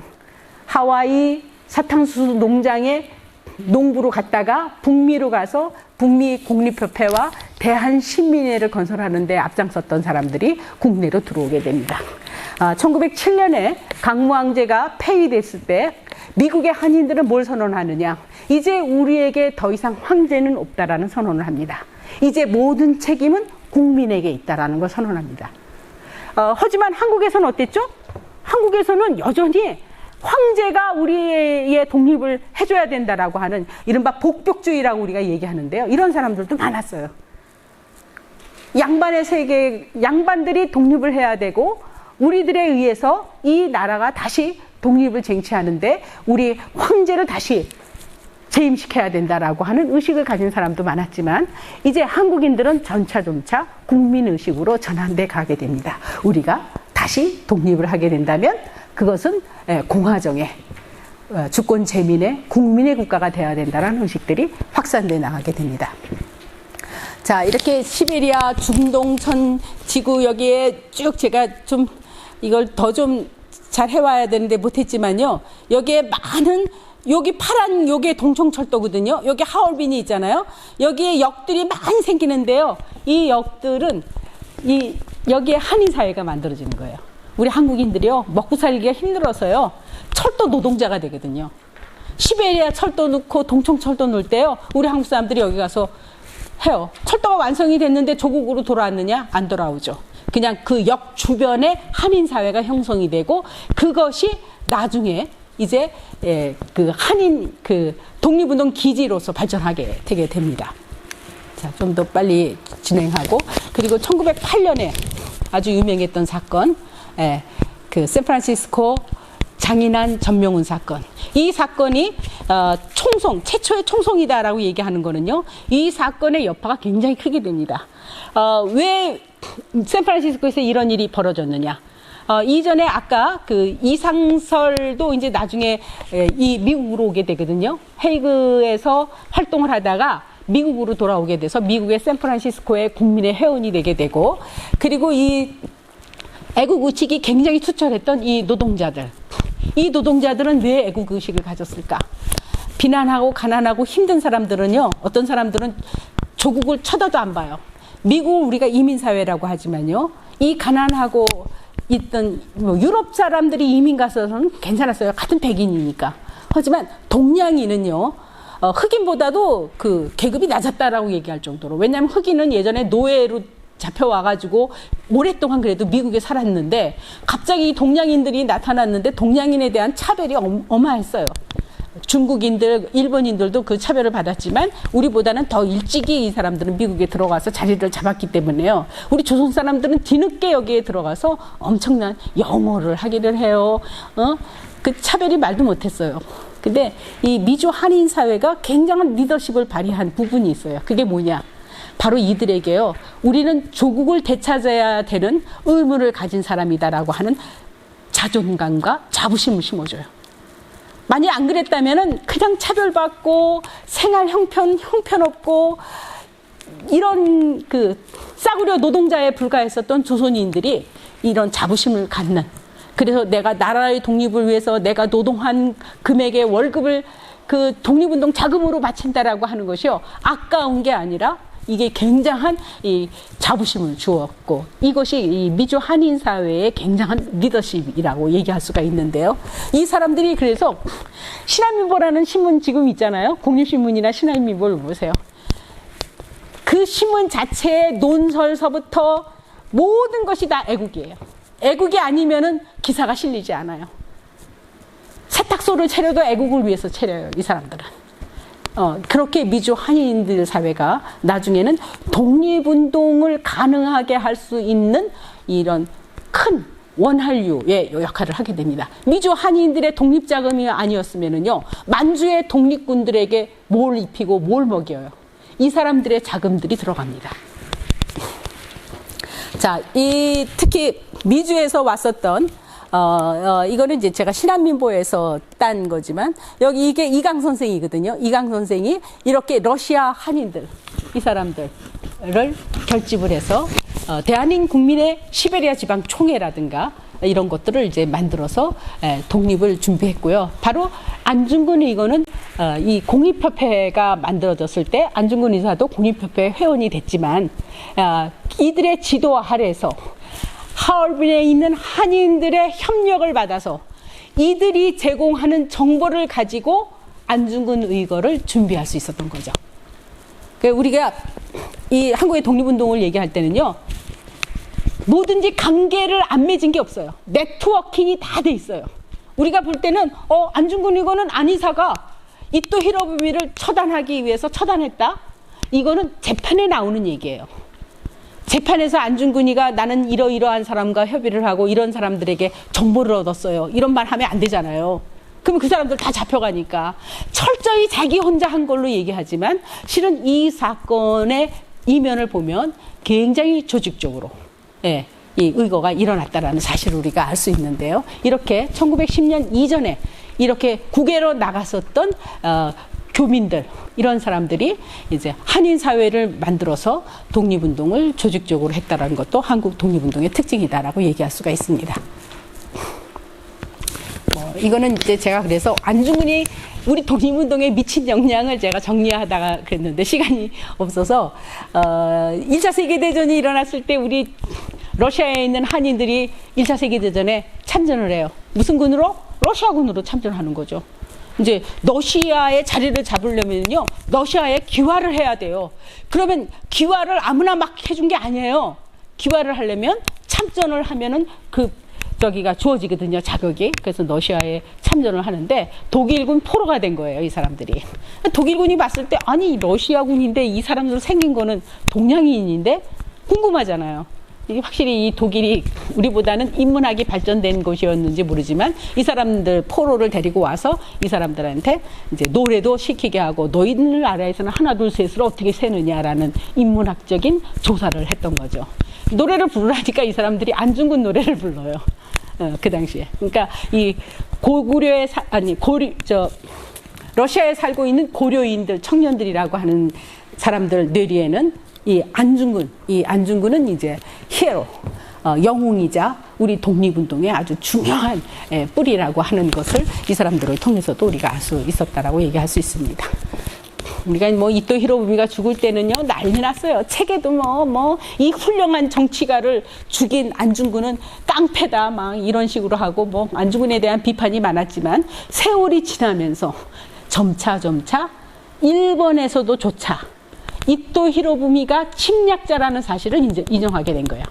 처음에는 이 이토 히로부미는 동양 평화를 지킨 사도였는데 안중근이라는 깡패가 나타나가지고 이 훌륭한 정치관을 죽였다 해서 난리였었고, 재판하는 과정에서도 우리가 재판 문서를 보면은 알 수가 있지만요, 이제 이 사람의 침략이 이 사람들이 결국 일본의 발전을 위해서 다른 많은 아시아인들을 침략하고 했었던 이 이토 히로부미가 이제는 화폐에서도 사라졌고요. 지금 1000엔짜리 화폐가 이제 84년까지 이용됐었지만 지금은 사라졌어요. 그리고 또 히로부미 동상도요, 점차 사라져요. 점차 없어져요. 예. 그리고 지금 내가 이걸 보여주는 것은 이게 하얼빈형의 이토 히로부미가 조난한 현장이다 해서 이토가 여기서 죽은 자리는 네모로 표시하고 안중근이가 총을 쏜 자리는 세모로 표시해가지고 이거를 일본이 영원히 이 하얼빈역에 남기려고 했지만 지금은 뭐예요? 조난 현장이 아니라 안중근 의사의 의거 현장으로 변하게 됩니다. 이제 가치관이 변하게 된 거예요. 역사적 가치관이 변했다라고 얘기할 수 있고요. 이거는 여러분이 한번 읽어보도록 하세요. 제가 거기 다 있으니까. 이토 히로부미는 그 당시 극동 평화를 어떻게 이해하고 있었는가? 안중근 의사는 어땠는가? 오늘날의 그 안중근과 이토 히로부미의 생각을 좀 정리한 거니까 이거는 여러분이 참고하시기로 하시고요. 제가 강의를 빨리 끝내야 되는데 이 해외 독립운동 기지가 이제 개척이 된 거는 아까 좀 얘기했듯이 이제 시베리아 지역, 연해주 지역뿐만이 아니라 만주 지역이나 이런 지역으로도 이제 번져 나가면서 이들이 대부분이 이제 항일 투쟁, 무장 항일 투쟁을 우리 독립운동의 기본으로 하게 됩니다. 왜? 이 해외에서는요, 다른 게 아니에요. 우리의 정체성을 길러야 돼요. 미국에만 하더라도요, 퍼블릭 스쿨에 애들을 보내면요, 애들이 영어만 하면 부모하고 대화가 단절이 돼요. 그래서 그 부모들은 어땠죠? 이 애들을 국어학교에 보내서 조국의 말을 잊지 않도록 합니다. 그러니까 해외의 독립운동, 미주나 만주나 다 보면 그 두 가지의 흐름이 있어요. 하나는 민족교육. 조선인의 정체성을 잃지 않도록 해야 돼요. 그러면 우리말과 우리의 역사를 잃지 않도록 하는 것이고, 또 하나는요, 사관으로 양성하는 거예요. 언제 일어날지 모르는 독립전쟁을 대비해서 그들을 사관으로 양성하는 거예요. 그래서 만주주의학교에 신흥무관학교도 있었지만 미주에서도요, 이런 명동학교나 이런 데서도 사관교육을 시킵니다. 사관교육을 시켰고요. 그리고 이거는 미주에 있는 헤스팅스 소년병 학교라는 학교인데요.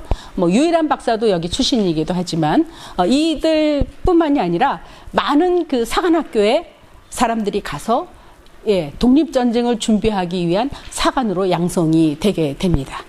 그리고 국어학교에서 우리말을 잊지 않으려고 하는 이러한 노력들도 이어지게 됩니다. 1차 세계대전이 발발한 이후는 아까도 얘기했지만 우리 한국 독립운동에 위기가 왔다고 그랬죠. 러시아와 일본이 적대국이 아니라 서로의 동맹국이 되면서 한국 독립운동이 굉장히 어렵게 되게 됩니다. 그리고 이제 이때 2차 세계대전 때 보면은 이제 체코 군대가 이 시베리아로 오게 됩니다. 원래 오스트리아군으로 참전을 했다가 그들이 오스트리아군 내에서 반란을 일으켜가지고요. 이들이 이제 연해주로 가서 다시 고향으로 돌아가는데요. 이때 그들이 무장했었던 무기들이 우리 독립군들에게 팔리게 됩니다. 그래서 우리가 천상리 대첩이나 이럴 때 쓰였던 독립군들이 썼던 이 권총들은 다 이 체코군이 연해주를 철수하면서 이 무기를 우리 독립군에게 팔게 되게 됩니다. 그리고 이제 시베리아에 출병을 했다라고 하는 것은 이제 러시아가 이제 혁명이 시베리아까지 오게 되니까 연합군들, 특히 그 제국주의 국가들이 두려움을 느껴요. 이 혁명의 여파가 자국에게도 미치게 될까 봐서 소비에트만큼, 이제 연해주만큼은 시베리아만큼은 지켜야 된다 해서 이들이 국제 간섭군을 파견하거든요. 그래서 이제 일본군이 제일 많은 군대를 보내요. 이때 일본군이 제일 많은 군대를 보냈고, 이때 우리 고려인들은 굉장히 고민이 많아요. 백의군에 참여할 것인가, 적의군에 참여할 것인가. 백의군은 이제 짜르를 지지하는 사람들이죠. 러시아 황제를 지지하는 백의군이고, 이제 볼세비키 혁명 세력들은 이제 적의파라고 얘기하는데, 우리 독립운동이 이제 갈라지게 되죠. 하지만 우리 한국 사람들은 어디를 택하죠? 주로 이제 적의파에 택하게 됩니다. 왜 그런 거죠? 짜르는 우리를 배신한 거죠. 짜르는 일본군에게 우리 고려군들을 팔아넘겼지만, 레닌의 그 군대는 어땠어요? 레닌은 제국주의에게 타격을 주고 약소민족에게 해방을 주고 민족 자결주의를 윌슨보다 더 앞서 주장한 것이 바로 이 레닌 볼셰비키들입니다. 우리 독립군들이요, 사상적인 걸 떠나서 이렇게 안 갈 수가 없는 거예요. 우리 독립군들은 뭐 지푸라기라도 잡아야 되니까. 그들은 우리에게 러시아의 혁명을 지지해주고 시베리아의 소비에트까지를 너희들이 지지해준다면 우리가 너희들에게 일본과의 항쟁할 수 있는 무기와 모든 걸 제공해주겠다라는 약속을 받았거든요. 우리가. 이건 사상 문제하고 다른 거예요. 그래서 이제 많은 사람들이, 이제 우리 한국 사람들이 시베리아의 볼셰비키들에게 협조를 해서 한국의 독립운동가들은요, 이들하고 싸울 때, 우리가 흔히 이 사람들을 파르티잔, 빨치산이라고 부르는데, 이 사람들은 이 러시아 기록에 보면은요, 뭐 한국인들은 당해낼 수가 없다. 죽음을 불사하면서 항쟁을 한다 그러는데, 제가 하바르브스크 갔을 때는 너무 슬픈 장면을 봐가지고요. 그때 그 백의군이 점령하고 있는 고지를 적이파 세력과 우리 고려인들이 그것을 점령하기 위해서 가는데요. 제일 먼저 투입되는 것이 고려인들이었어요. 다 총알바지가 됩니다. 그 사람들. 무기도 제대로 안 쥐어지고 뭐 이렇게 철조망이 쳐졌는데 그 철조망을 하려면은 가위가 있어야 되잖아요. 근데 그냥 거기 걸려가지고 다들 죽은 1차로. 물론 러시아 사람들은 그 사람들을 굉장히 높이 영웅 칭호를 해줬지만 이 약소민족이라고 하는 것이 이럴 수밖에 없겠구나. 이제 이러한 아주 폐해를 느꼈다 그럴까요? 정말 그런 하바르브스크에 가면 이제 전시관에 이제 그러한 역사의 전시들이 이제 전시되어 있습니다. 빨리 할까요?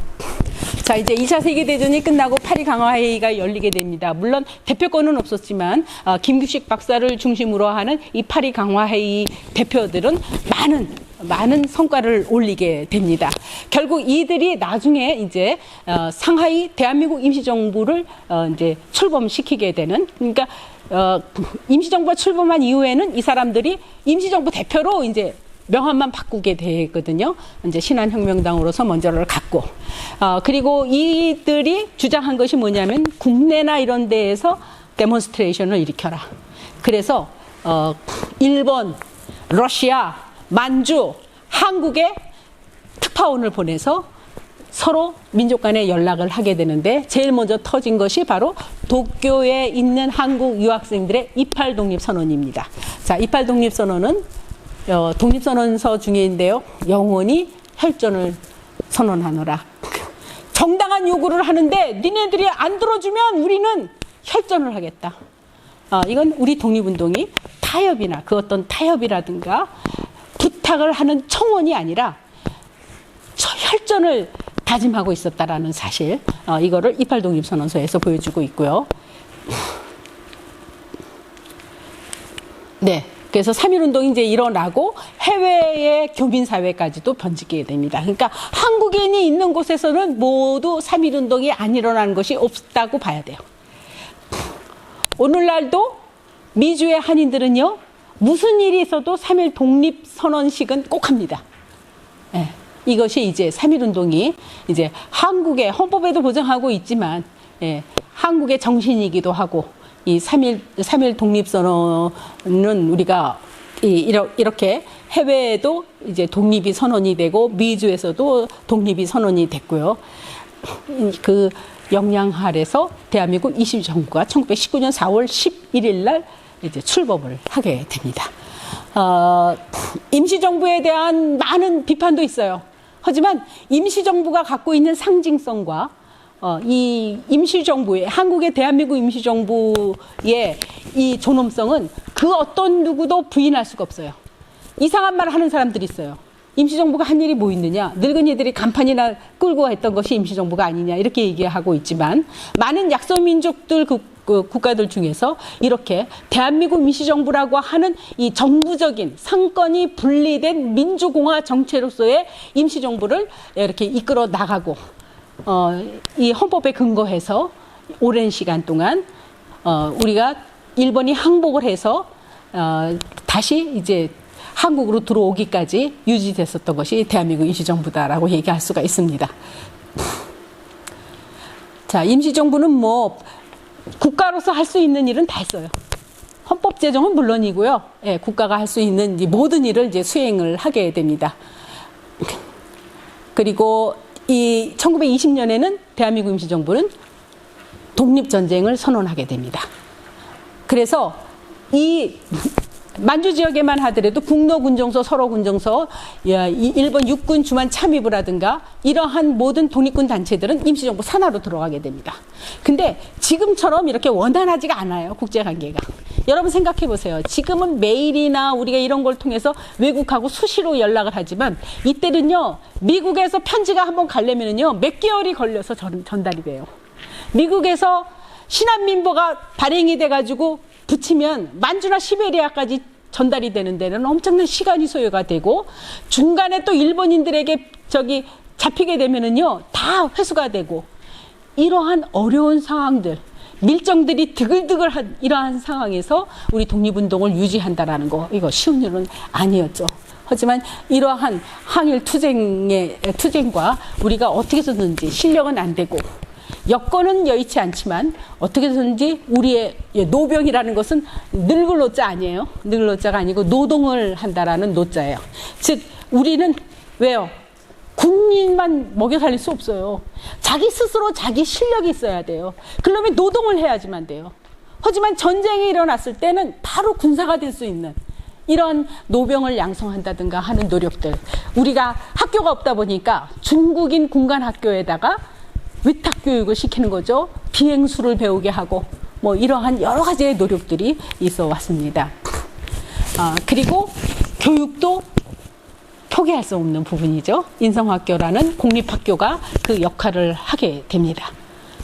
그리고 뭐 보면은 참 좋아. 인성학교를 장지락, 우리가 아리랑, 송 오브 아리랑에 보면 장지락도 이 인성학교에 나오면서 영어를 공부하는데요. 이 장지락이 얼마나 그 이후로 자기가 그 공부를 열심히 했냐 하면은, 당시 그 인터뷰를 할 때 다 영어로 하잖아요. 이때 사람들이 실력이 있어요. 외국인들 기록에 보면은요, 우리 한국 사람의 큰 장점이 있는데 그게 우리 한국 사람들이 몇 개 국어를 한다는 거였어요. 한국어 할 줄, 일본어 할 수 있죠. 러시아에 사는 사람은 러시아어 할 수 있죠. 중국에 사는 사람은 중국어를 하는 거예요. 그래서 2차 세계대전이 일어났을 때 미국이 한국인들하고 OSS 작전을 벌였던 이유는 뭐냐면은 한국인들이 굉장히 유용한 거예요. 일본의 정보, 일본의 무슨 뭐 이런 암호를 풀어낸다든가 이럴 때 그 양쪽 언어를 다 구사할 수 있다는 것이 한국인들의 굉장한 큰 장점이었던 것이죠. 그러니까 수업, 공부, 교육 멈춘 적이 없었다라는 거예요. 재미난 기록은 뭐냐면요. 러시아에 보면은 러시아 사람들이 그래요. 한국인들은 모였다 하면은 이제 사회가 만들어지는데 이들은 제일 먼저 큰 집을 짓는데요. 알고 보면 그 큰 집이 뭐죠? 학교인 거예요. 학교를 이제 우선으로 했다라는 거. 그리고 만주 지역 같은 경우는요. 토지가 있잖아요. 공동개발하잖아요. 그 토지 중에서요. 가장 생산이 높은 질 좋은 땅은 학전이라고 붙였어요. 거기서 나오는 소출은요. 선생을 초빙하고 학교를 운영하는 데 쓰는 거예요. 교육이 우리의 생명이다 라는 정도로 한국인들은 교육을 중시했다라는 거죠. 뭐 많은 그 시련이 있었지만 또 이 윌로우스의 비행학교를 우리가 미주에서 만들어졌지만 이거는 대한민국 임시정부의 공군이었죠. 이들이 평시에는 농사를 짓고도 했지만 이렇게 군사교육을 이제 스스로 받았습니다. 이러한 역할들 미주에 있으면서 그냥 우리는 뭐 노동이나 하고 돈이나 벌고 이렇게 생각하면 안 되죠. 이 사람들이 얼마나 큰 노력을 해서 한국의 독립운동을 지탱했는가를 우리가 알아줘야 될 것 같습니다. 자, 그리고 이제 뭐 좀 건너뛰어서요. 윤봉길 의거 일어난 거가 이제 우리 한국의 독립운동을 전 세계에 알리는데 큰 역할을 하게 됩니다. 예, 이건 마지막 윤봉길 의사가 가나자와에서 총살당하는 모습인데요. 뭐 계속 이제 일본군이 너 마지막 할 말 있으면 해 그랬더니 윤봉길이가 그래요. 나 말할 사형이 이미 각오해서 나 할 말 없다. 그런데 그 말이 굉장히 비운 듯 했다라고 기록을 하고 있어요. 일본 내무성 기록에 의하면. 근데 보세요. 요게 총알짜리거든요. 제가 이렇게 빨간 거를 일부러 이렇게 칠했는데 여기가 총알이에요. 총알이 이미 박혔어요. 이전에 윤봉길 의사가 맨 처음에 묶일 때 사진하고 이 강경의 사진이 4장인가 5장이 남아 있는데요. 요거는 이제 이미 총알이 박혀서 숨을 거두고 난 건데 이 표정이 너무나 너무나 뭐라 그럴까요? 두려움이 없는 표정이죠. 어쨌든 우리 한국의 많은 청년들이 이렇게 조국을 위해서 죽어갔고 그래서 이제 이러한 결과가 이제 어디에서 나타나냐면 임시정부가 윤봉길 의거로 인해서 여러 군데를 돌아다닐 수밖에 없는 시련이 닥치기도 했지만요. 우리의 그 강복운동은 멈춰지지가 않았습니다. 38년 조선의용대가 먼저 창설이 됐지만 이 조선의용대는 나중에 강복군 제1지대가 되게 됐고요. 한국 강복 진선 청년 공작 때는 강복군 5지대로 들어가게 되고 나중에 강복군 제2지대가 됩니다. 그리고 1940년에 이제 대한민국 임시정부의 국군, 바로 한국 강복군이 창설이 되게 됩니다. 그리고 1941년에 우리는 일본에게 대일 선전 성명을 하게 됩니다. 그리고 국제연합군, 국제연합이 창설이 되고 나서 국제연합이 아니라 국제연맹군이 참석이 되고 나서요. 우리가 사실은 제2차 세계대전에 참전을 하게 됩니다. 1944년 영국군과 함께 인팔작전에 이제 투여가 되게 됩니다. 이 사람들은 이제 강복군 제1지대입니다. 강복군 제1지대였고요. 그리고 이제 한미합동작전이 이루어지죠. 이글 프로젝트, 네코 프로젝트라는 것들. 안타까운 것은 사실은 일본이 좀 더 늦게 항복했었으면 해요. 왜냐하면 우리가 D-Day를 잡았거든요. 이글 프로젝트는 낙하산 부대가 조국의 침투에 들어가서요. 그래서 일본군을 내보내는 거고, 네코 프로젝트는 잠수함 부대가 몰래 해안가로 들어가서 육지로 침범에 들어가서 일본군을 내보내는 이런 D-Day를 잡았는데 원폭이 터지는 바람에 일본이 조기 항복을 우리가 봤을 때는 우리는 좀 더 그 작전이 계속 이루어져서 우리 힘으로 하려고 했는데 이제 그게 어긋났었어요. 자, 이런 안타까움이 있었지만 어쨌든 그 한미 합동 작전도 해방이 되기 전에 끝까지 이루어졌었고, 그리고 또 준비는 이제 좌파가 이렇게 싸우고 있었는데 이 좌파가 1942년 34차 임시의정원에서 우익 중심의 임시의정원이죠. 오늘날의 국회인데 이 국회가 좌파의 독립운동가들을 끌어안게 됩니다. 여러분이 잘 아는 이 사람이 김원봉이죠. 가장 유명한 좌파 독립운동가라고 얘기할 수 있고 여기에 많은 좌파들이 있습니다. 이 사람들이 이제 한꺼번에 조국 독립을 준비하기 위한 통일전선을 구축하게 됩니다. 자, 그리고 미주에서는요, 미국이 예전에는 우리가 독립운동을 얘기하면 콧방귀도 안 꼈어요. 우리 한국의 독립운동을 지지했던 거는요, 많은 기독교인들, 선교사들, 인권운동가들, 이런 사람들이에요. 이런 사람들이 친우회라는 걸 만들어서요, 한국 독립운동을 지지했고요. 미국의 상원이나 하원 중에서의 국회의원 중에서도 한국 독립운동을 지지하는 사람이 많았지만, 미국 정부를 움직인 적은 없어요. 하지만 태평양 전쟁이 일어나고 나서는 미국의 입장이 달라집니다. 요거는 LA 시청에 우리의 국기가 공식적으로 걸려 있었고요. 그리고 이렇게 미국의 우체국에서 우리나라 태극 우표를 이렇게 발행할 정도로 이제 그 반일적인 것에서의 한국인을 인정하기 시작하게 됩니다. 이것은 이제 한인 국방경위대라고 하는 건데요. LA와 여러 샌프란시스코나 이런 지역에서 이제 일종의 향토 방위군이기는 하지만 그래도 이 한국군의 독립적이를 이제 인정을 하게 됩니다. 그리고 제일 중요한 것은 많은 국제회의가 열릴 때 우리를 주장을 하게 되는데요. 그 중에서도 이제 카이로 회담, 1943년 11월에 있었던 카이로 회담 때 이게 이제 장제스가 사실은 이제 여기에 참여해서 한국 독립운동을 많이 지지해 줬지만 그 당시 유일하게 전 세계 약소민족 중에서 유일하게 한국의 독립을 이때 보장을 받게 됩니다. in due course. 적절한 시기에 한국은 반드시 독립돼야 된다라는 것을 국제회의에서 인정받게 됩니다. 이거는 아무것도 안 했을 때는 이런 인정 못 받아요. 한국이 그간에 간난없이 독립운동을 했고 그것을 이제 국제사회에서 처음으로 인정을 받게 됐다라고 얘기할 수가 있고 그 이후로 얄타 포츠담 회담에서 한국의 독립을 재확인하게 됩니다. 그렇지만 어땠어요? 전쟁 말기에 많은 젊은이들이요. 일본이 이제 총알바지가 필요해요. 전선은 막 확대됐잖아요. 중국 전선만 있었어요. 중일 전쟁 일으켜서 아니죠. 태평양 전쟁까지 일으키다 보니까 남양군도 뭐 해가지고 엄청나게 조선 청년들을 보내야만 됐는데 별로 훈련도 받지 못했어요. 매 4개월 훈련한 다음에 그냥 투입됐어요. 무기도 제대로 다스리지 못하고 어떤 경우는 일본어도 제대로 모르는 상황에서 조선의 청년들이 이제 끌려가게 되는데요. 이 청년들 중에서 이게 나야 이런 사람들이 좀 있었으면 좋겠어요.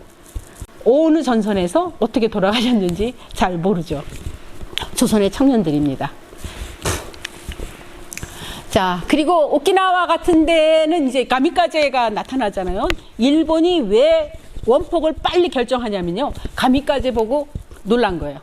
가미카제 보고. 왜냐하면 항공모함에 그대로 비행기가 가서 그대로 그냥 꼬나 박아버리는 거예요.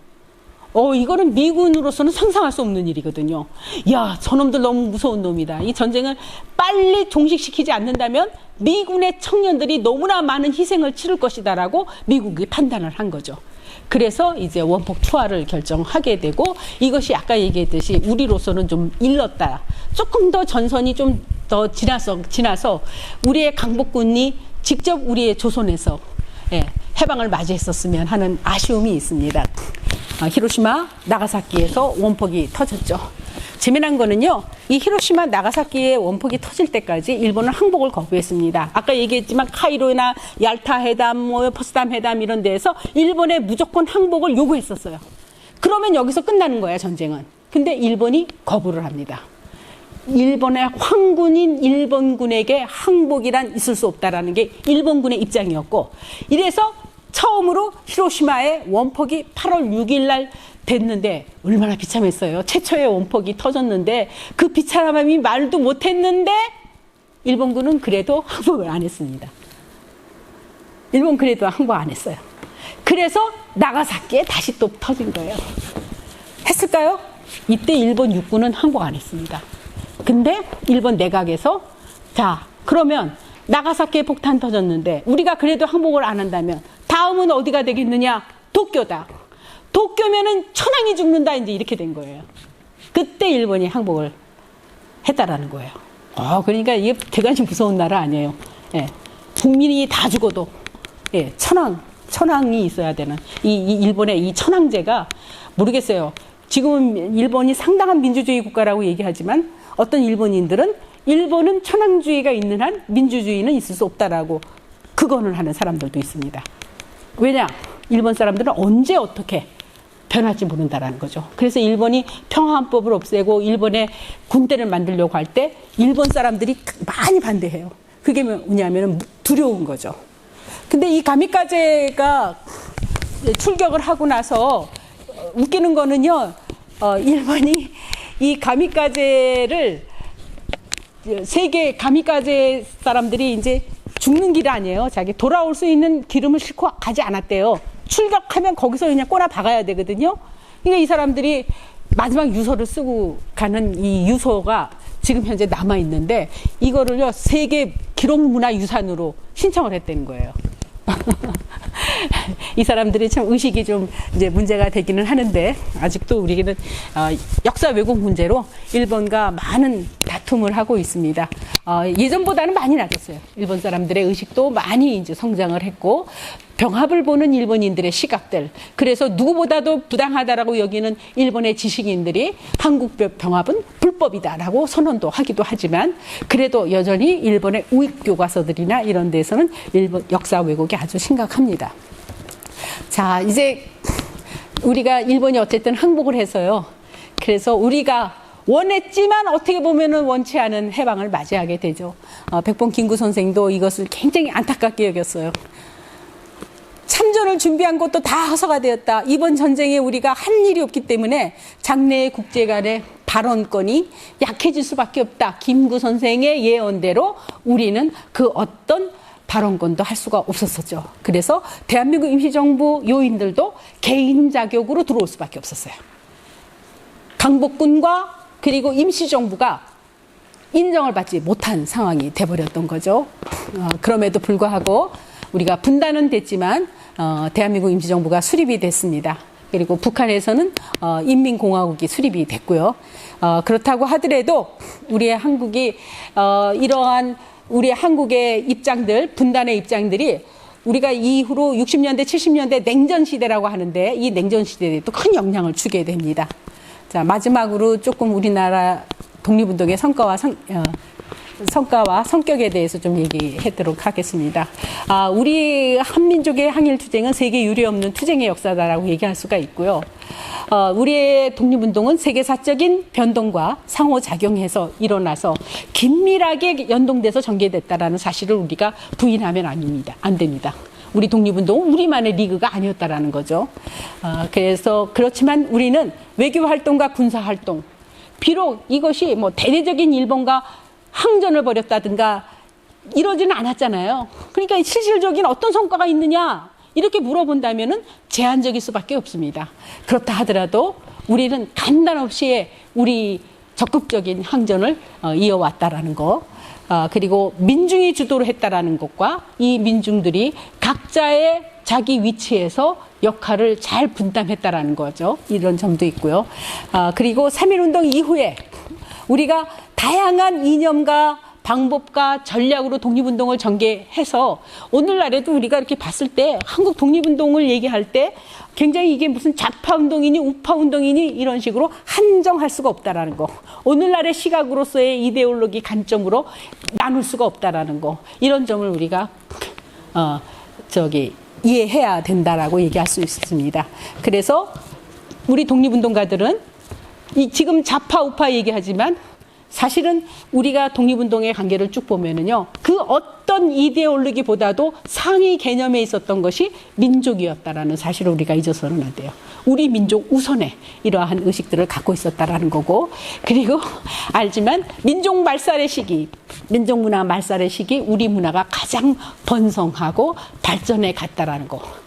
네. 오늘날에 우리가 K컬처라고 얘기하지만 이러한 기반이 사실은 우리가 시련을 겪었었던 항일운동 시기에 더 발전했습니다. 재미난 일이 많거든요. 만주나 그 극한 지역에서 항일운동 하면서도요, 우리 한국 사람들은요, 공연을 했어요. 아리랑을 공연하고요. 이런 걸 중국인들 앞에서 공연하면 중국 사람들이 막 열광을 했어요. 생전 그런 거 못 봤거든요. 공연하고 하는 거. 우리 한국 사람들은 피가 춤추고 노래하고 하는 피가. 근데 그게 단지 춤추고 노래하는 오락에서 끝난 게 아니라요. 항일운동을 격려하고 서로의 하나가 되는 이런 데에 공연이 항상 있어 왔다라는 거. 이것도 우리가 민족 문화가 성장하는 데에 큰 기반이 됐다라는 거고요. 그리고 우리 독립운동은 그냥 우리만 독립하느냐? 아니죠. 우리 한국 독립운동 하는 사람들은요, 제가 굉장히 위대하다고 보는 게요, 우리가 독립을 해서 인류 공룡에 이바지할 수 있는 나라를 만들자라는 게 우리의 목표였어요. 이게 얼마나 위대해요. 우리가 독립운동에서 우리만을 잘 사는 나라를 만들자가 아니었어요. 정말 모범이 되는 훌륭한 인류 공룡에 이바지할 수 있는 거. 그건 아마도 우리가 고조선 시대 때 홍익인간을 얘기한 게 아닌가. 그게 우리 한국인들의 오랫동안 피해 전해오는 것이 아닌가라고 생각을 하게 됩니다. 그래서 오늘날의 이 대한민국의 발전, 우리가 얘기하는 이것은 사실은 그 DNA가 이 항일운동의 시기였다. 그것이 이어져서 오늘의 우리의 대한민국이 되었다라고 생각을 합니다. 그리고 우리의 선열들은요, 결코 분단을 원치 않았어요. 김규식 박사가 6.25 때 1950년에 만포진에서 돌아가실 때도요, 통일해야 된다라고 하는 게 마지막 유언이었는데요. 이렇게 분단 시대로 이어지고 지금은 이제 북한이 뭘 선언했죠? 이제 한국은 우리와 다른 민족이다. 이제 우리는 통일하지 않겠다라는 걸 선언했는데, 그럼 우리는 조치가 아니라 우리의 독립운동가들의 길은 분단이 아니었고 민족 분열이 아니었고 하나의 독립이었고 이 독립이 그냥 독립이 아니라 하나의 국민 국가를 만드는 민족 국가를 만드는 그리고 선진한 국가를 만드는 모범이 되는 국가를 만드는 거였는데 우리가 분열이 됐다면 우리는 아직도 독립운동이 끝나지 않았다. 독립운동의 완성의 길은 우리가 민족 통일을 이룩해서 정말 선진 모범이 될 수 있는 국가로 발전해 나가는 것이 아닌가 생각이 됩니다. 제가 질문할 시간을 안 드렸는데 혹시 괜찮으시면 질문 조금 받아도 될까요? 아니면 어떻게 할까요? 제 강의는 이걸로 마치겠습니다.